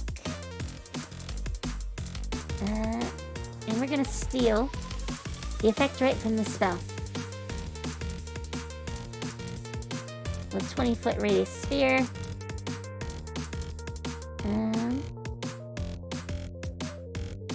Point of impact.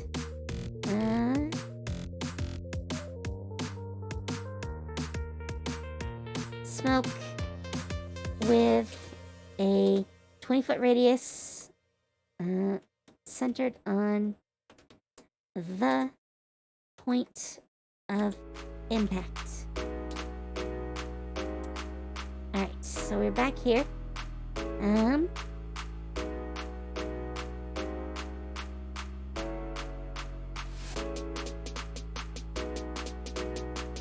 gonna have to... Oh, this is concentration.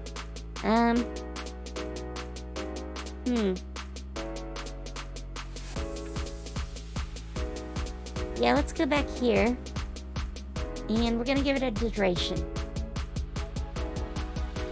It lasts for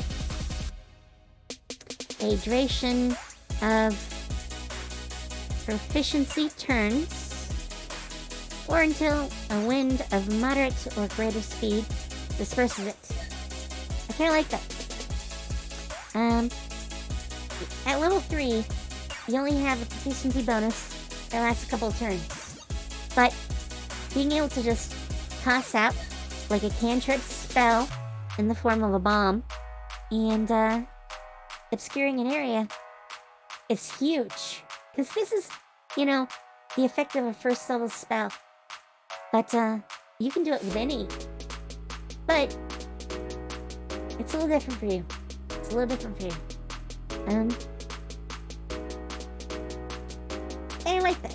I like that. It's got a good feel as far as I'm concerned.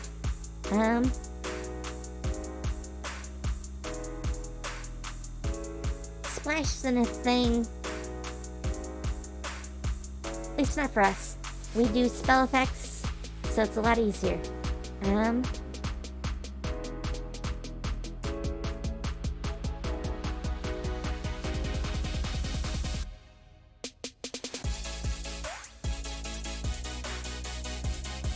Okay, that's a lot like where I give.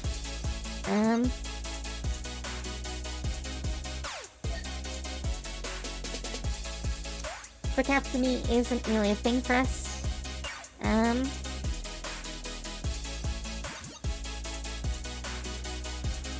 don't think I want to use this.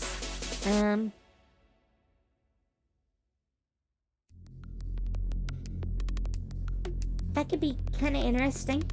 I don't think I want to give that to either alchemists or bombers. That'd be crazy strong. So let's not do that. Debilitating bomb.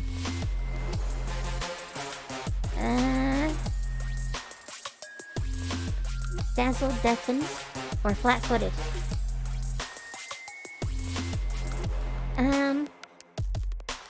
I kind of like that.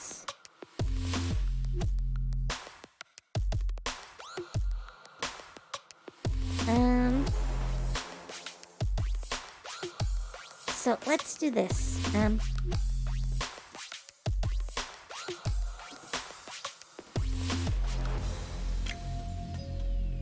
gonna grab the name. But we're not gonna give it quite the range they have in Pathfinder.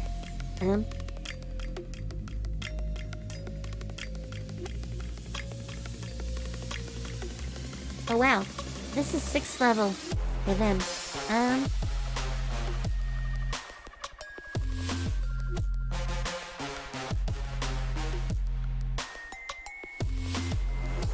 Okay, I'm just gonna grab this for now. And actually, let's toss it down here. Because I need to work on these. There's no dazzled. There is blinded. Deafened. No flat-footed. Or a -5 speed or movement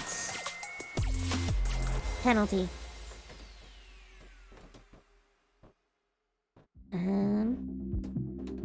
That lasts a proficiency bonus number of turns. And we're gonna take this right here.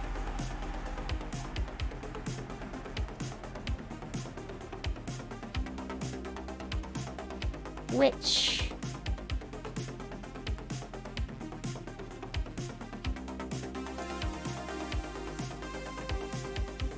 blinds, deafens, or adds a -5-foot movement penalty that lasts for a proficiency number of turns on the target.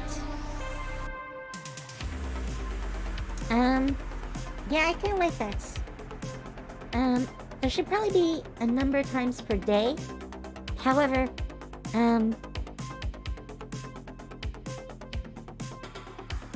yeah, there needs to be a number of times per day. This is added when making the bomb.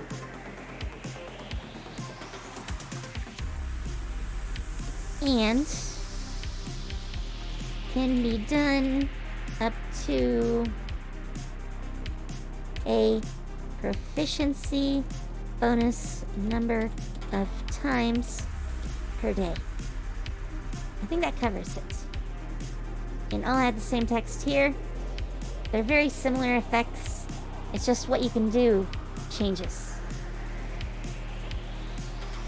But yeah, that's a very strong effect. Even if it's proficiency bonus number of times. Because you're looking at adding, like, first and second level spell conditions to any potion you make. And you can carry multiples.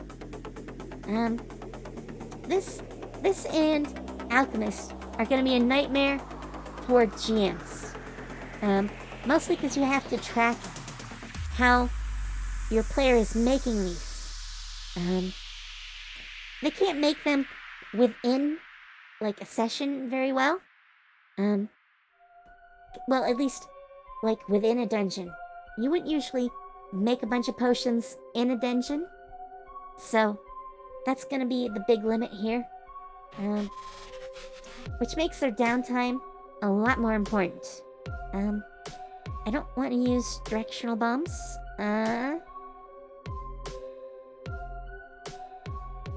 Sticky bombs?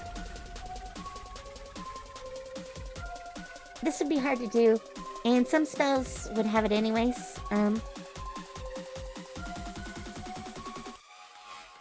Let's see.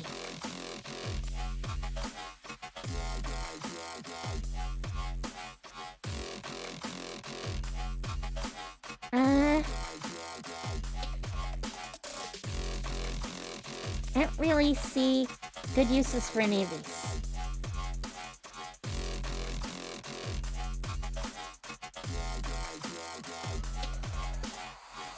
Yeah, I don't want you to be, like, a better thrower. At least not really. Not in this context. Which gets rid of a lot of these. And there's no mutagens.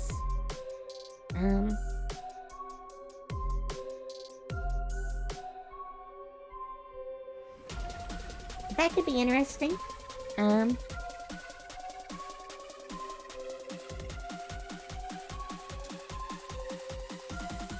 Let's make powerful bombs. Powerful bombs.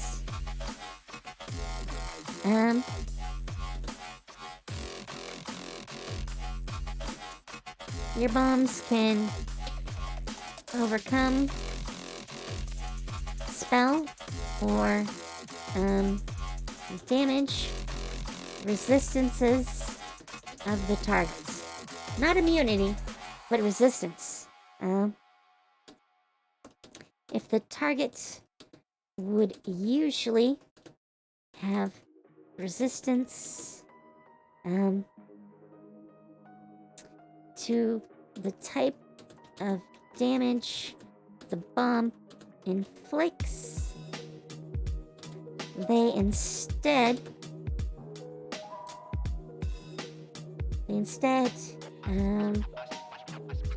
are treated as if they did not have resistance. I mean, that's a decent effect right there. I kind of want some siege abilities in here somewhere. Because I see them as very defensive. But I'm not sure how yet to do those.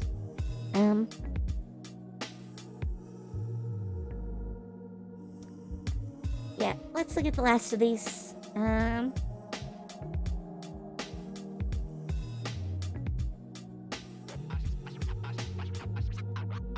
In our case, there's a very strange line between magic and mundane. So, a lot of effects already do this. So,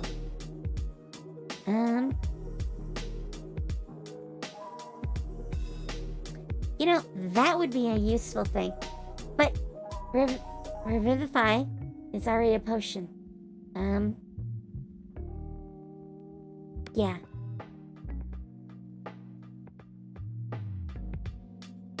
Yeah,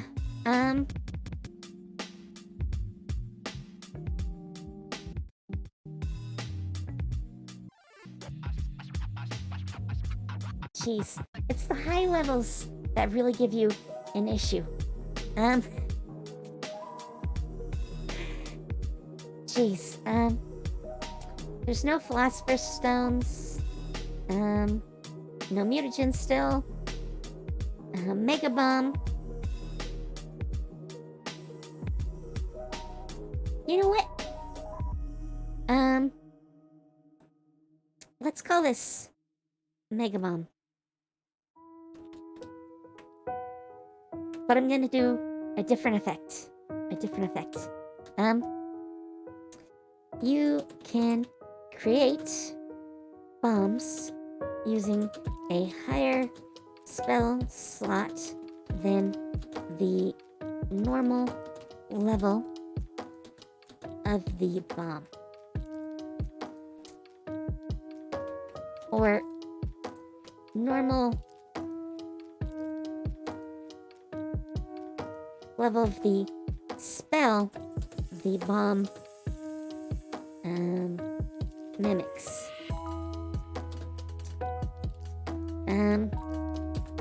As such, you can cast a fireball, or you can create a fireball bomb using a 5th level spell slot and gain the advantages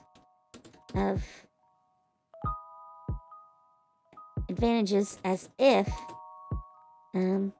casting a spell at a higher level. Because our alchemist can't do that. It's always static and fixed. You know, you never have cure wounds potions that do, like, enhanced effects. I mean, theoretically it's possible, but our rules don't give you any ability to do that. I want to add more to this, but as a pure bomber, I kind of like this.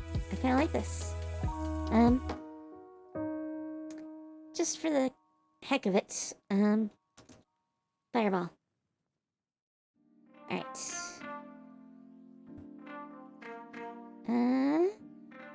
Damage increases. So, you could do a 10d6 fireball. Which was our example, basically. Because you're casting it as a 5th level spell. That could be fun. 60 damage, you know. Just whip one of those out. Base of 10. Yeah.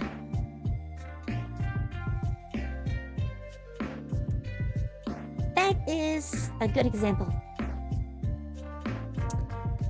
What are some 5th level spells anyways?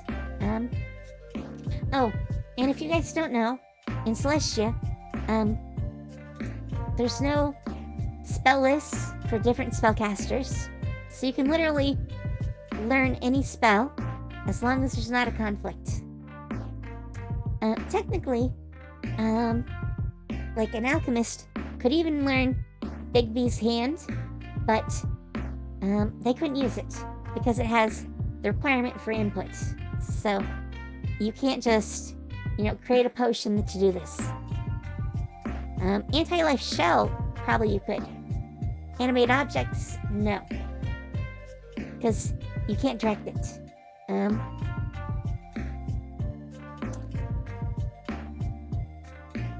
Vanishing Smite? Why does that even have concentration? I don't know. That's a weird one.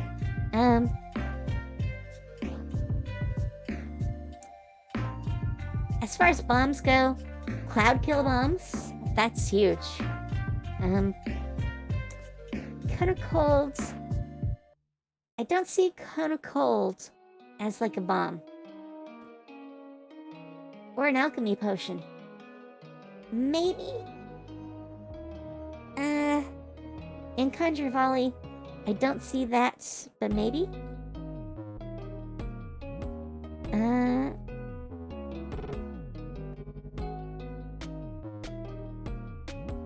Huh.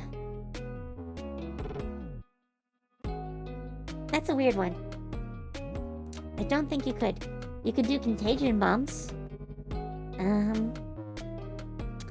Can't do creation. Dance macabre. I don't think you could do that. Yeah. Definitely couldn't. Destruction wave. Destruction wave bombs. Ooh, that would be crazy.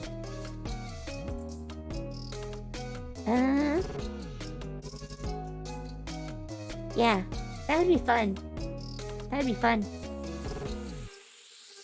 And does about as much damage as that fireball that we created for our Mega Bomb.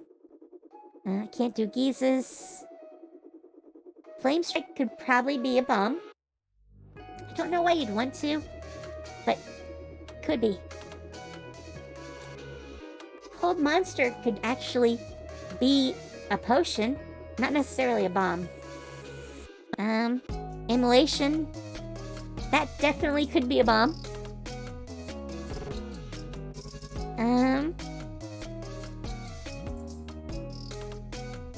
That could be a fun one. Maelstrom, probably.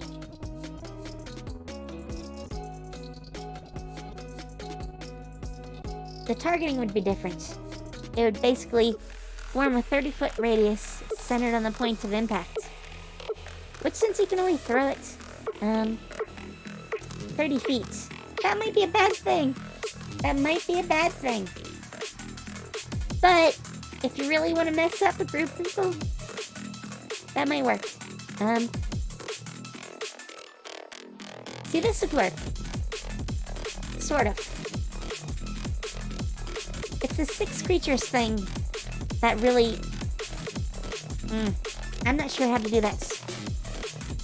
At least as a potion. Or a bomb. Though bombs are harmful effects.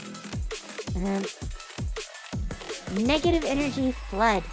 You could do that as a bomb. Probably.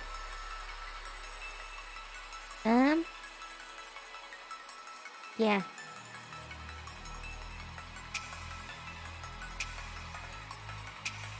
Reincarnate is 5th level. So you could do, reincarnation potions.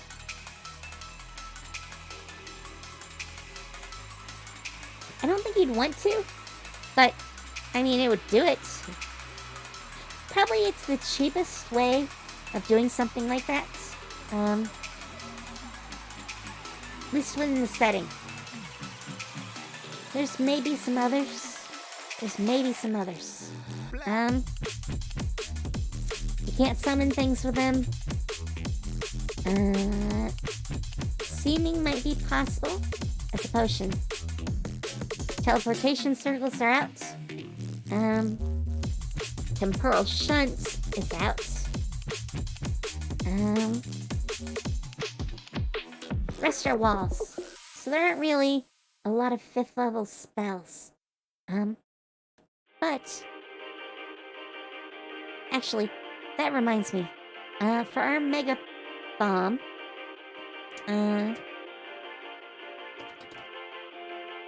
required materials are twice as expensive as normal, and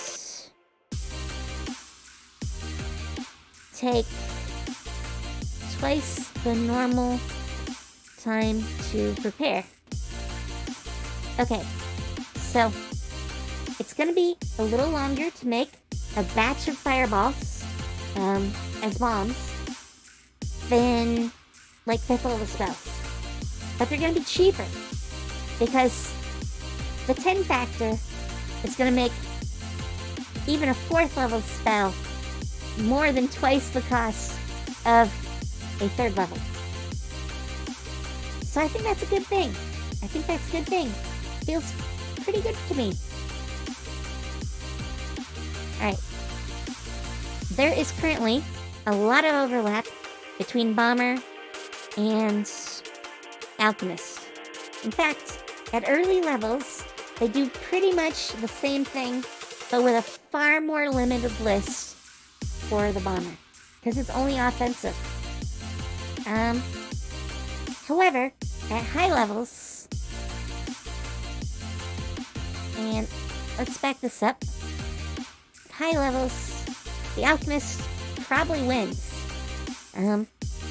Their potions get a modifier to the damage or the healing that any of their potions do. They get mastery, so time is reduced, which is big. And they can experiment. So they don't even need to know a spell to create the potion that mimics it.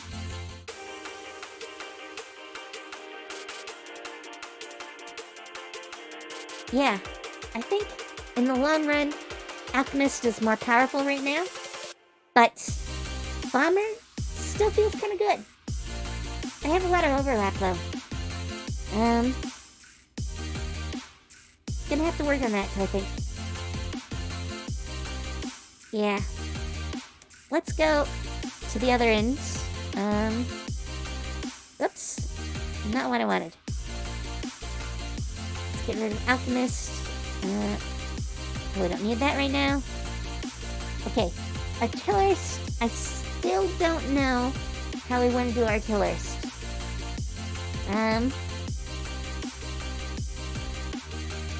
Let's move to the others. Armor and Battlesmith. Battlesmith, I want to be the most unique.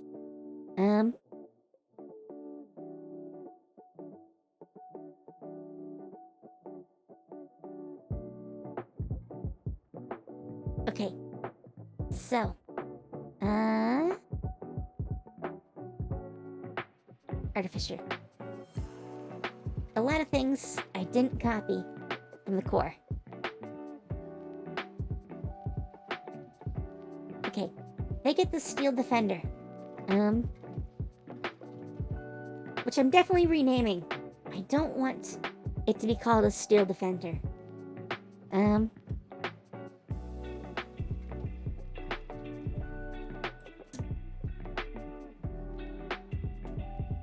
Oh wow, I gave them a level 2 ability. That's strange. Really strange. Alright,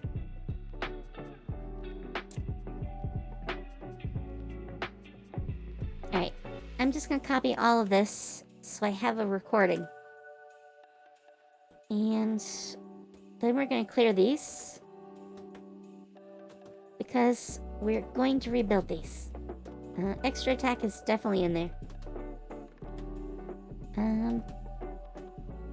You know, extra attack might be a thing for, like,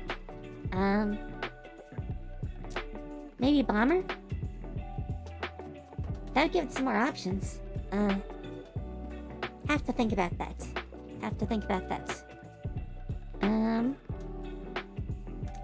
not sure why I copied some things from the base class. That shouldn't really be something I needed to do. Oh, but maybe it was because I got rid of the tinkering. Yeah, but I brought it back for this. I'm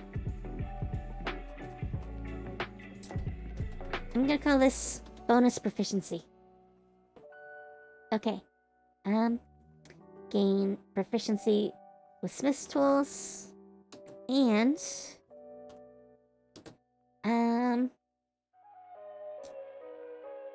What else?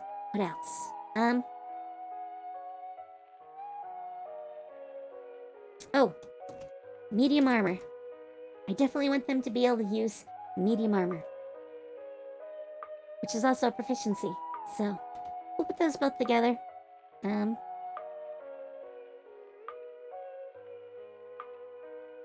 If you already have Smith's tools proficiency, you gain proficiency with one other type of your choice. Yeah.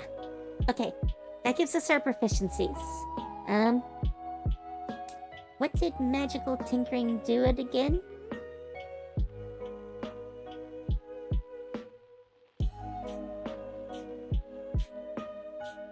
Lots of scrolling.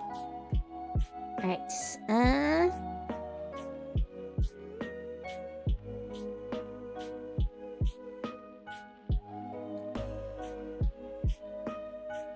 Oh, here it is.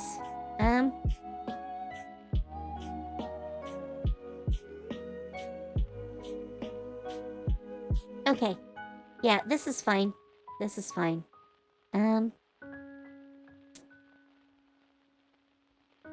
Alright. Let's grab this right from here. But I am going to alter it a bit. So...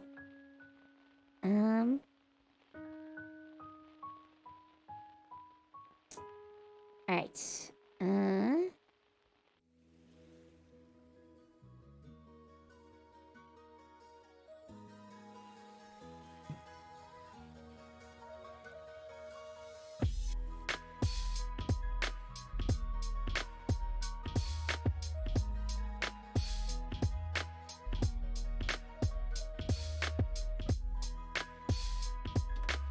Okay.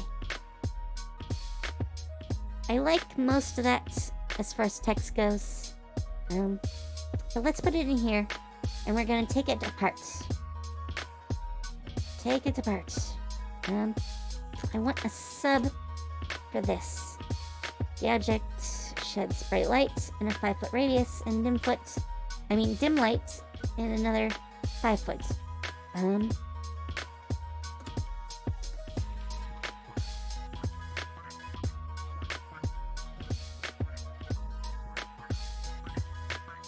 I mean, that's like nothing. So, I'm not really caring about that.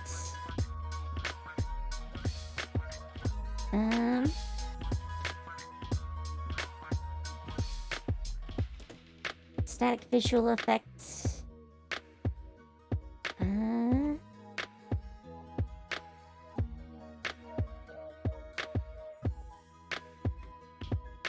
Okay. So that's our list. And add a few of these. There we go. I want to see how this looks. This could get kind of messy. Yeah, that doesn't visually stand out to me.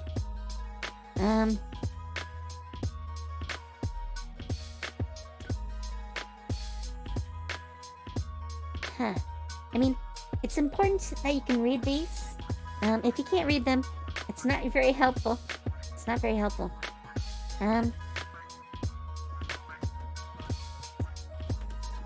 You can touch a tiny non-magical object as an action and give it one effect from the list below. I think that's how I want to do this. And I'm gonna just move all these.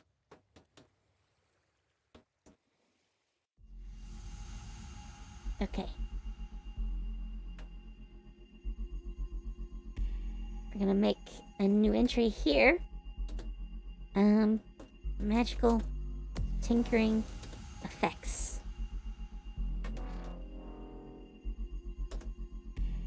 Alright, slap those in. And now, a much shorter list. And we can add to that later. If we think of some new effects we want to do, we can do that. Now though, the chosen property lasts indefinitely.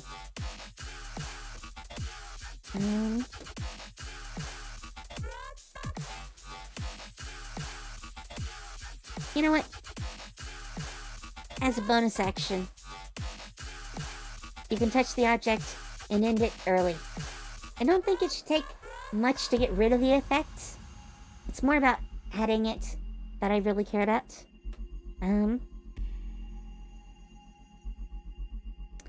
And yeah, we'll make that its own entry. So that's what you get at first level.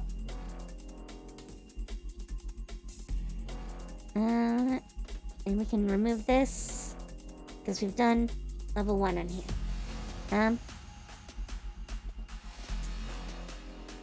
Battle ready and steel defender.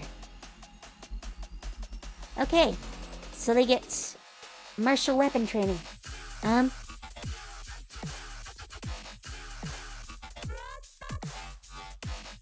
You know what? I'm gonna move the martial weapon training to be a first level ability.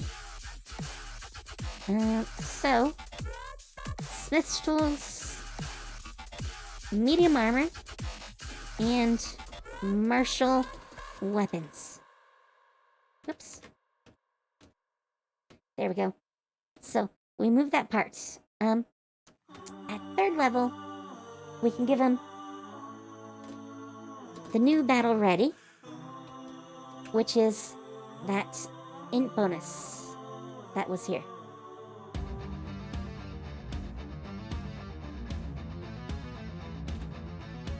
Yeah, I like that.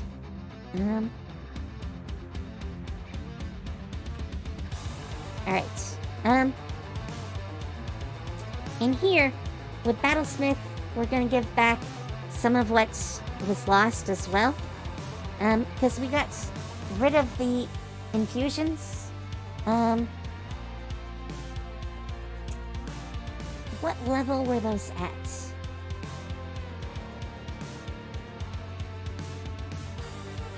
As early as 2nd. So let's go down.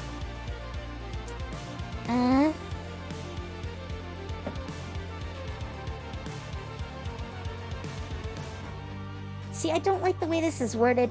That's why I got rid of it in general. And obviously, if you're not really a crafter, you're like an alchemist, what do you do with infusing an item? I don't see why they would do that.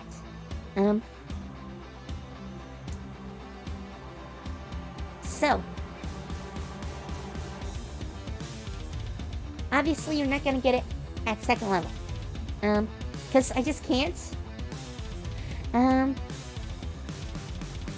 there's actually a list of what you can create. And I think it's been expanded. Maybe it hasn't, and I'm just imagining it.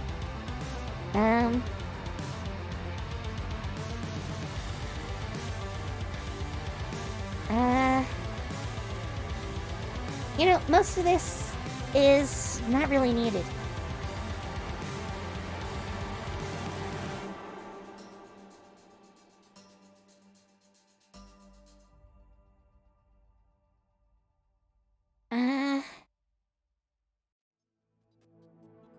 Yeah, I think we gotta change this. We're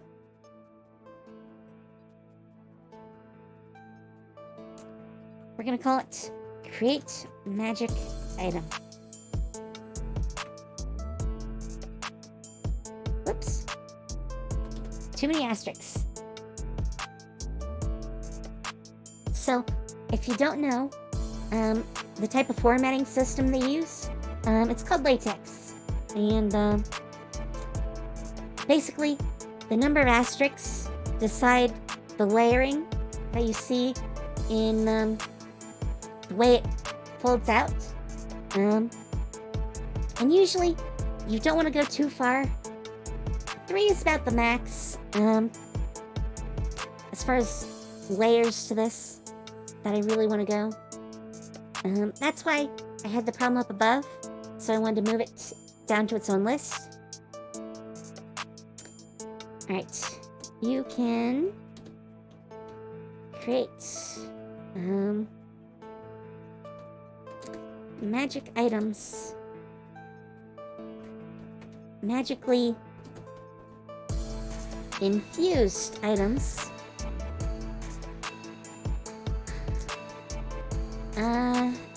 Gee, this is the hard part. How do you word this?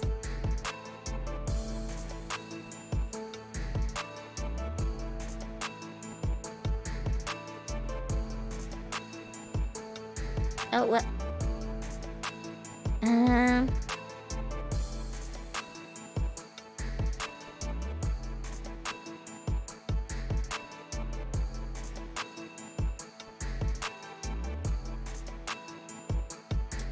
Obviously, there should be a list, and I don't really see one.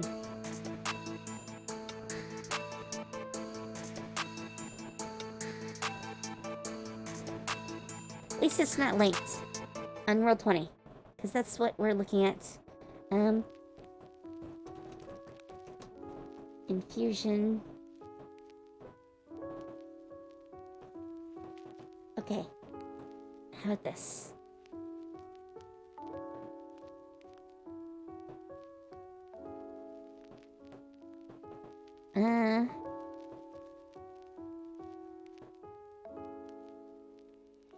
Yeah, even here, there's not a list. There's not a list. Alright, let's look here.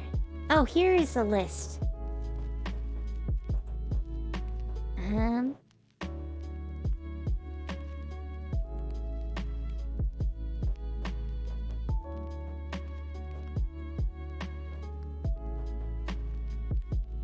Huh. I think I want...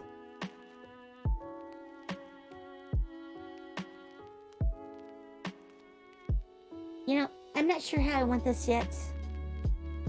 That's a good question.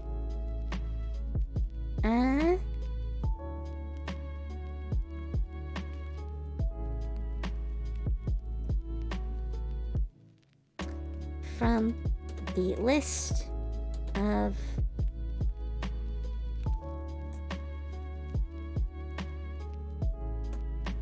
creatable magic items. Okay, that sounds good. We'll make a list, and it's gonna be its own page.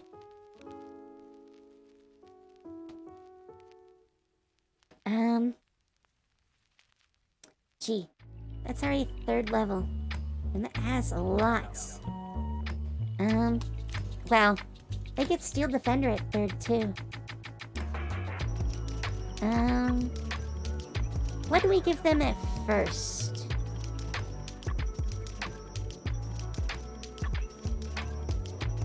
Oh, magical tinkering.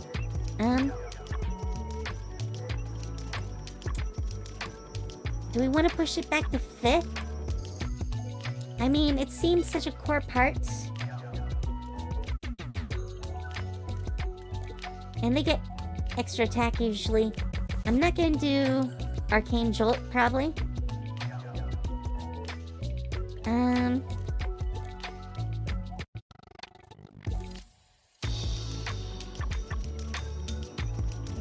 That was weird.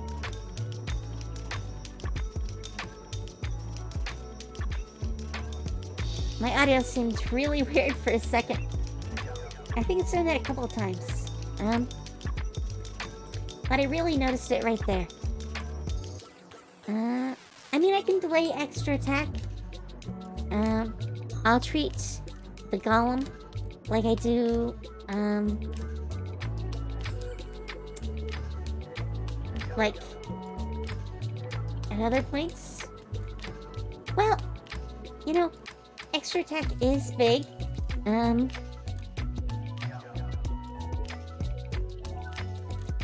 want to see something. One thing we could do, maybe move Flash of Genius up to like 10th. I don't know why it would need to be 10th, but it would be basically filler, which I hate. I hate making filler. Or we can move Hardy Resistance up to like 10th. I mean, there's no reason it couldn't even be some other level. But maybe... Wait.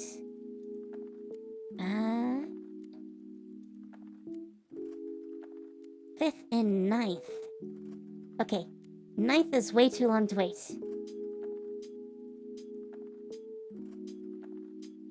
Yeah. For extra attack. But what we could do is move extra attack to be part of the core. I don't see extra attack being bad for this class at all.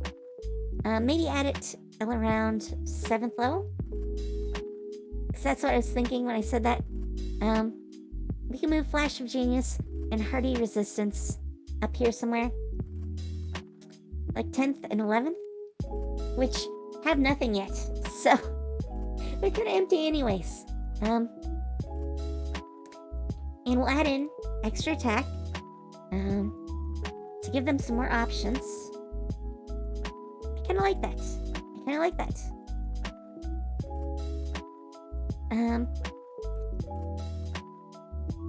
Alright.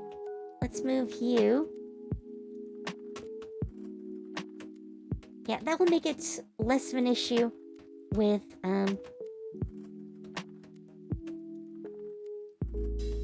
sorry, typing and, thinking out loud are hard.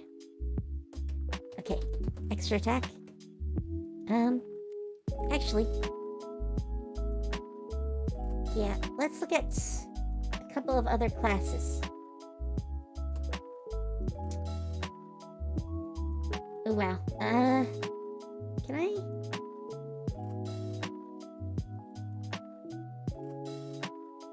They really don't have a good way to link these out of here. I can do this, though. Can I then? No. Well, that kind of sucks. But, I mean, it does get it out of the way. For now, at least. I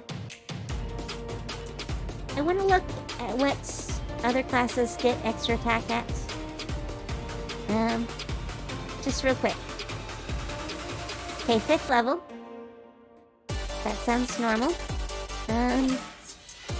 Paladins, Rangers.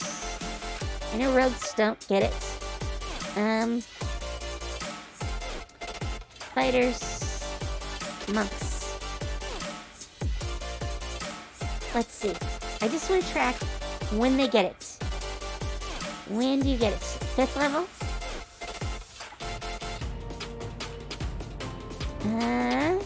5th level?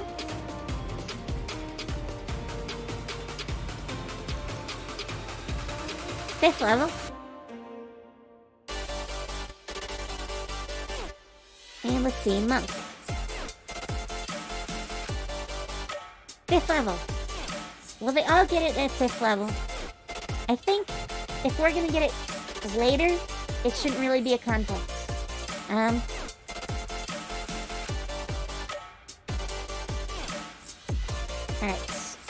Oops.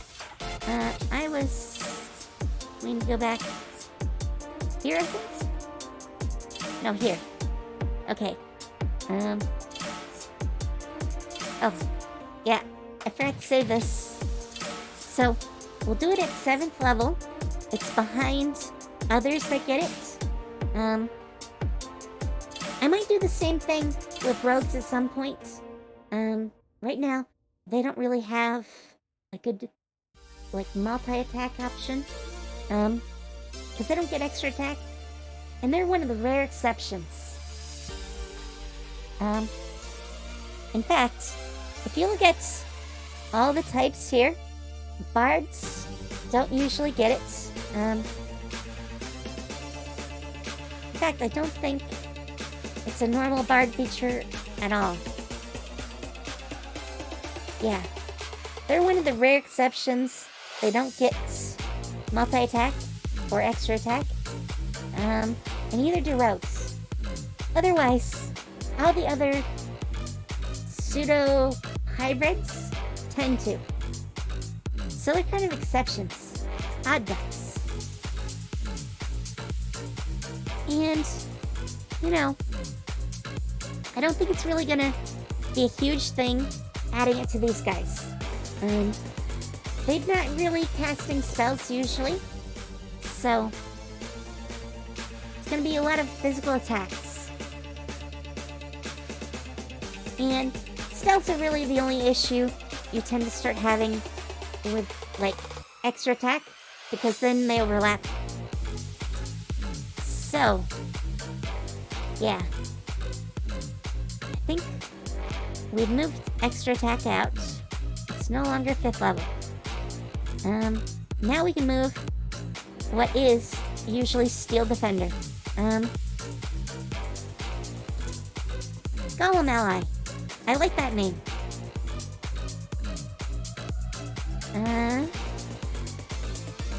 That's what I want to call our rebuilds of Steel Defender.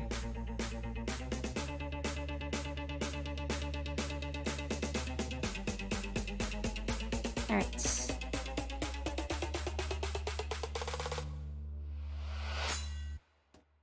Your tinkering has resulted in the creation of a small golem. Because that's basically what the Steel Defender is. I don't see any reason to rename it. Just because you don't want to, like, give it a stat block like a normal, like, golem would. Or have to consider the type of golem.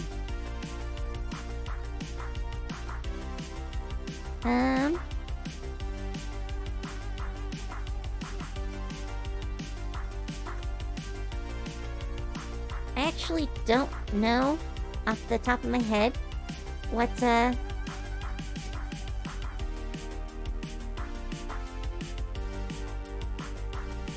stat block looks like. And yeah, it's not gonna give it to me. Let's see what it looks like. I'm not sure what the PB means yet.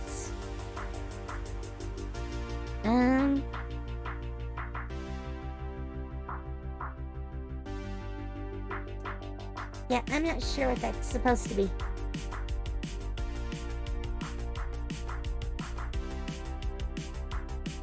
I mean, the text looks the same.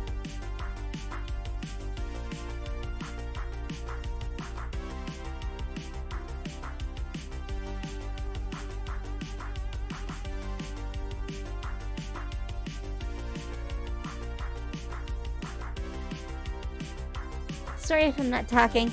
I'm trying to compare these, and I'm not really seeing any differences. This is a little bit different. Hit points are different here. That's the only thing I see. You don't get the Might of the Master.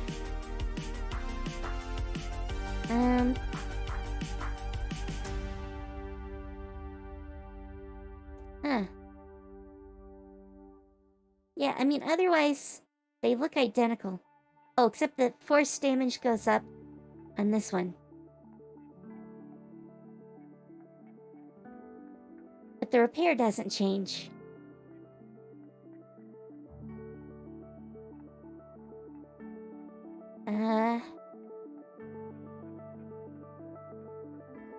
Okay, obviously, this has a hit point formula.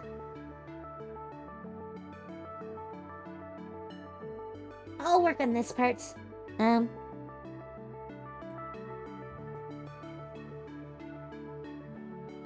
Okay.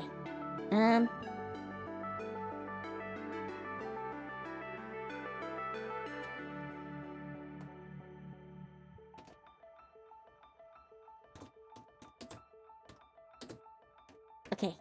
We're gonna just... Whoops. Clumsy fingers. I'm gonna make that a pop-out, so I can do a stat block at some point.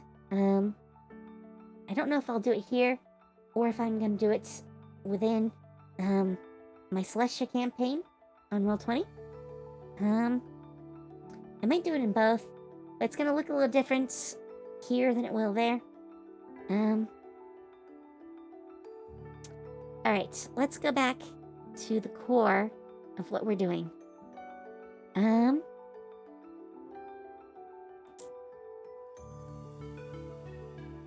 Oh, the PBs are for proficiency bonus. Well, duh. I should have thought of that. I don't know why you'd need a new one, though.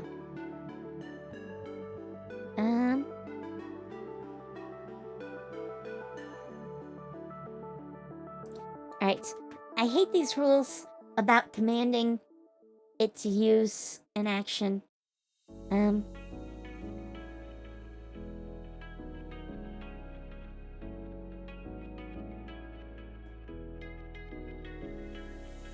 See, I hate this bonus action thing. I don't want you to have to use a bonus action just to say something verbally. Which is what this does. Which is so stupid. Every other time, any other time you speak, you can just speak. But when you talk to your pet or your Steel Defender Golem here, you're using a bonus action. That just is so wrong to me. So wrong. And it's the first time D&D has done this. It never used to in all the previous editions. Alright, we're gonna put this in here. Okay, so immediately after yours. That should be a good note to have. I'm not gonna care anything about this.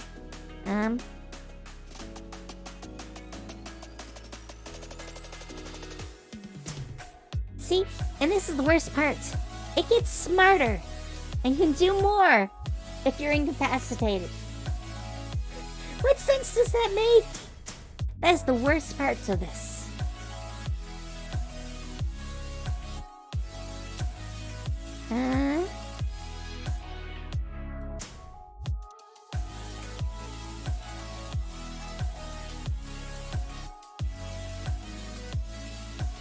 Okay, that is important information. But that does not belong on that line. That should go on a new line.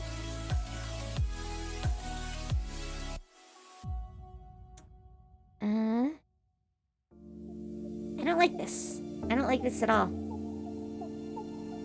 I mean, if you can just repair it, I don't see any need to build a new one. Or at least to mention that.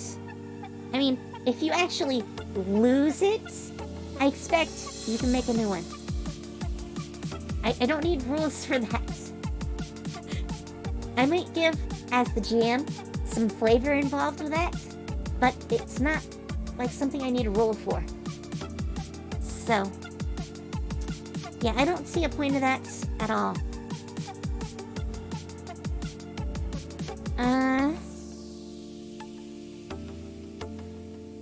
And I'm probably gonna have to talk about spellcasting for these guys at some point.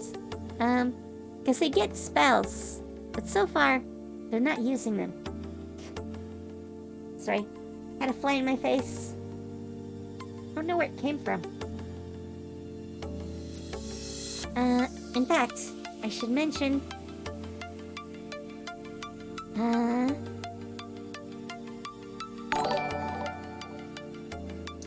Hey, Tail Kurt.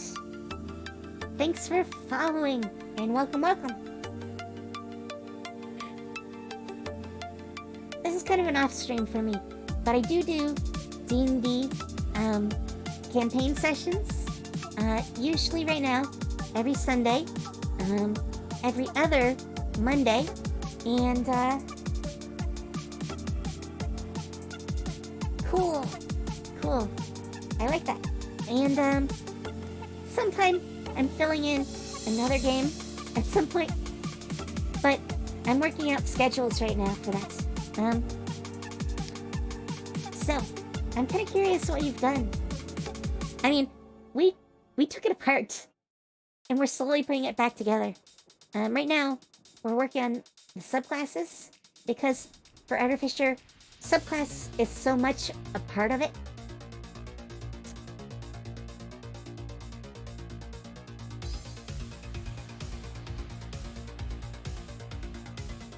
Yeah. I mean, obviously, right now we're in Battlesmith. I did some really cool takes on Alchemist, and I created a Bomber as a class, well, subclass. However, Celestia is a little bit different than normal D&D, which is my campaign setting. So I had to make a few changes anyways. I'm automatically changing their magic device slots so you can attune to more things, up to 7. As you can pretty much see from the table. However, so far, I haven't rebuilt all the functions of the class. The Artillerist, the Battlesmith, and the Armor are gonna get the Magical Tinkering and the Infusions, but I took them out of the base class because my Alchemist and Bomber don't have those. So, I moved them off. For your campaign, you might want to move them back.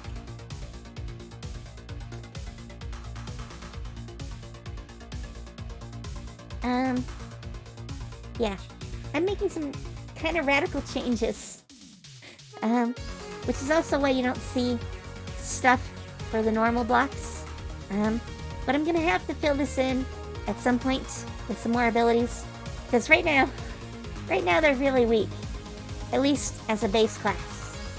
Like, everything good about them is in their subclasses, which is not a good state to be in, but I'm working on it.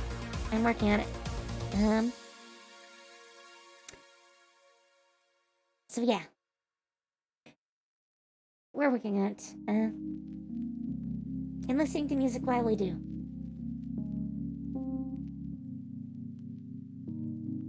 Okay, so let's see. I was doing Battlesmith.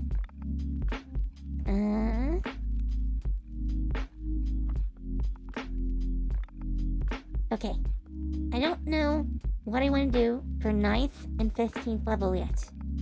I like actually having moved the Golem Ally to 5th level. We do still need to change how they interact with magic. Because our base is not quite the same. I don't know what I want to do yet, though. Let's get armor. So.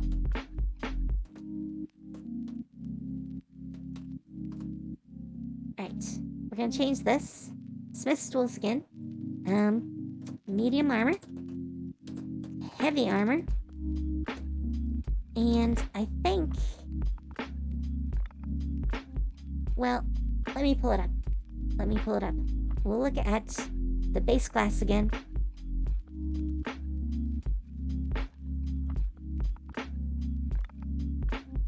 I definitely like the feel of armor. It feels really good. You know, Iron Man-esque, which is pretty much what it's supposed to be. You're a magical Iron Man. know, fun times. Fun times. The problem is I don't like how they built some of these features. Alright. Okay, here's where they gain proficiency with heavy armor, but no weapons. Huh. I thought they got proficiency with weapons. I guess really, they don't need it.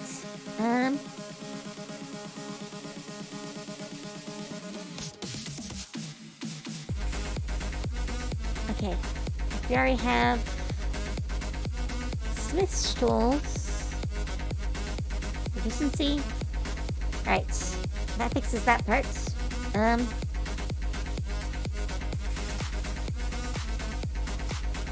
We combine those. Yeah, and this is because I moved the magical tinkering. But I'm gonna add that back here. And actually, let's just move this down into the GM section.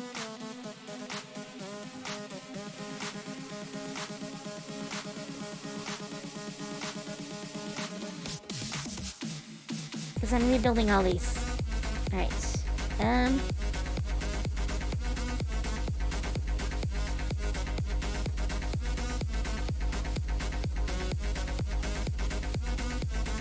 Okay. So, we already have magical tinkering from over here. And we're just going to copy that. We're just going to copy that right over.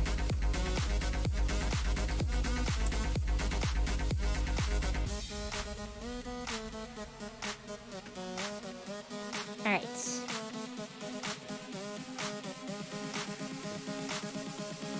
That gives us our first level things.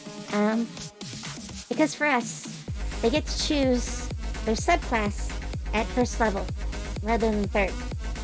Because, really, it's all about the subclass. Which is going to get crazy at high levels, because I'm not sure how to combine that back into a whole, when they've been so separate. In fact, I might actually do something completely crazy and give them their capstone as part of their subclass. Yeah, you know, I like that. I like that. I think that's a good place to be. Because the subclass is so much a part of this. Yeah, I might do that. I might do that. Otherwise, it stops at 15. But really, I think the capstone needs to be in the subclass for each of these.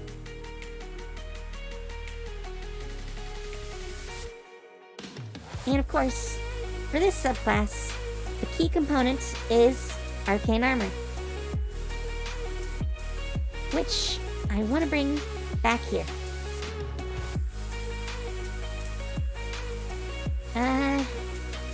Okay.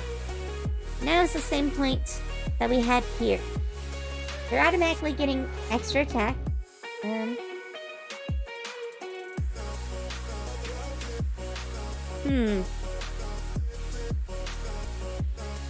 And they should get create magic item.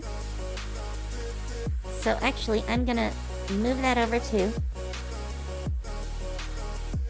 Though I do want arcane armor at this level.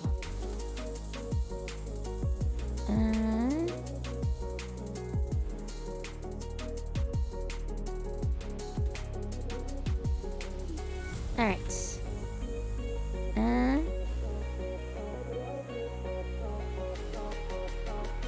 Okay, and this is a link thing.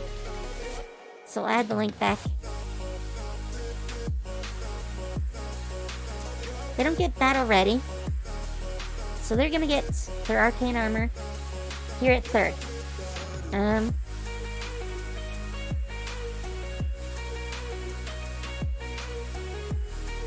Jeez.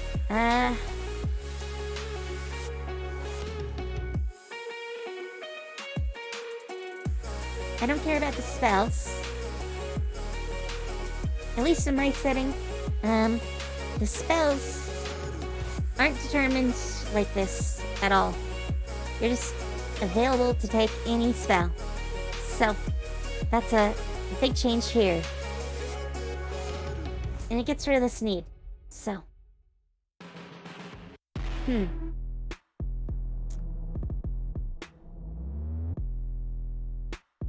Alright.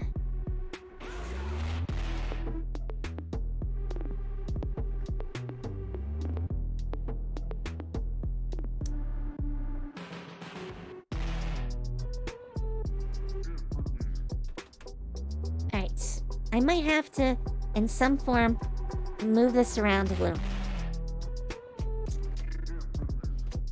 Your armor is a conduit for your magic.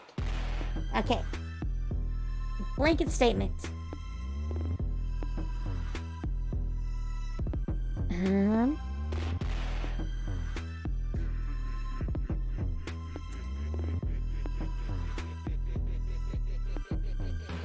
That's some kind of weird limitation. I don't know if you really need that.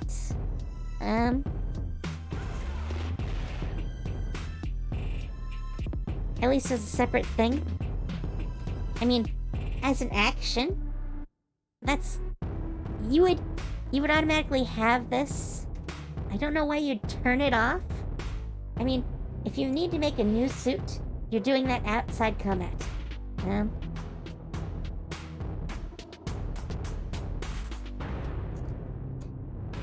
You can create a suit of armor that you wear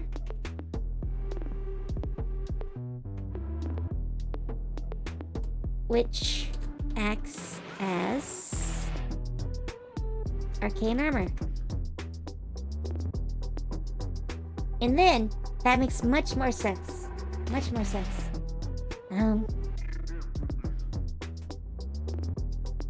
Yeah. Okay.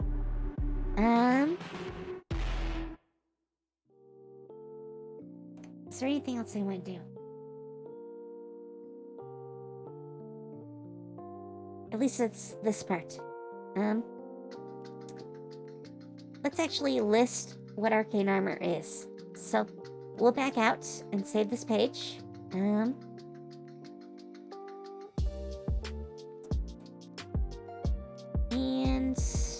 for a start, we're just gonna grab these things. Because this is what D&D tells us are the basics of doing arcane armor. So, we're gonna put this in. Right.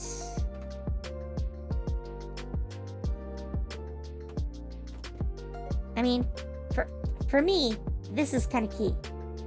In fact, this is why I want to make it first level, but that would be kind of crazy. I don't know if we want to do it quite that early. But I'm not sure how I want him to cast spells until then.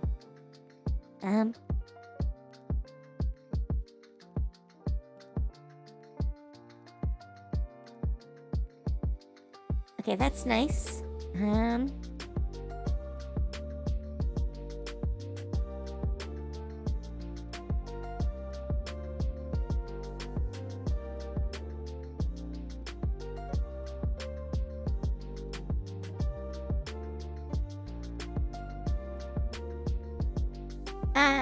This is a very weird part right here. Yeah. I'm not sure what they were thinking there. How many people lose their arms? I mean, I've never had anyone lose a limb. Unless they die. Just saying. This is kind of nice. It gives that Iron Man feel. Most people barely ever take off their armor. You could take it off and put it on at a whim, which is kind of nice.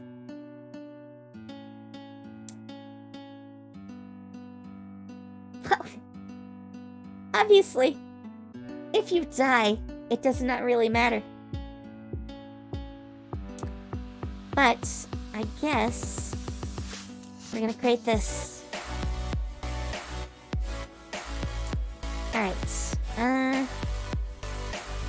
You know what? It's been 3 hours. We've been at this for 3 hours. So, I'm gonna take a break. Go have dinner. Let's go and raid someone.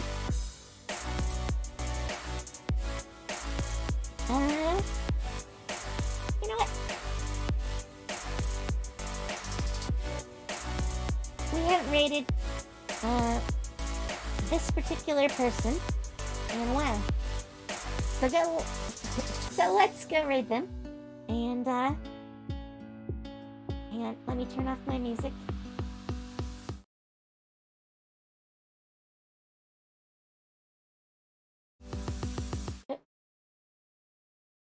Okay, so I'm gonna be back, Saturday. I'm off tomorrow. So,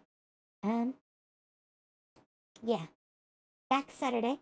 I'm not sure what I'm gonna be doing, so I'll work that out. Probably back to Tales of Arise. Since this was a keep me busy sort of thing. A lot more mental than Tales of Arise usually is. So, yeah, I'll be back Saturday. Hopefully it's normal. Sunday is D&D night, so you can see Celestia in action. And yeah, I think that's it. So, take care. Have fun. See you later. Bye.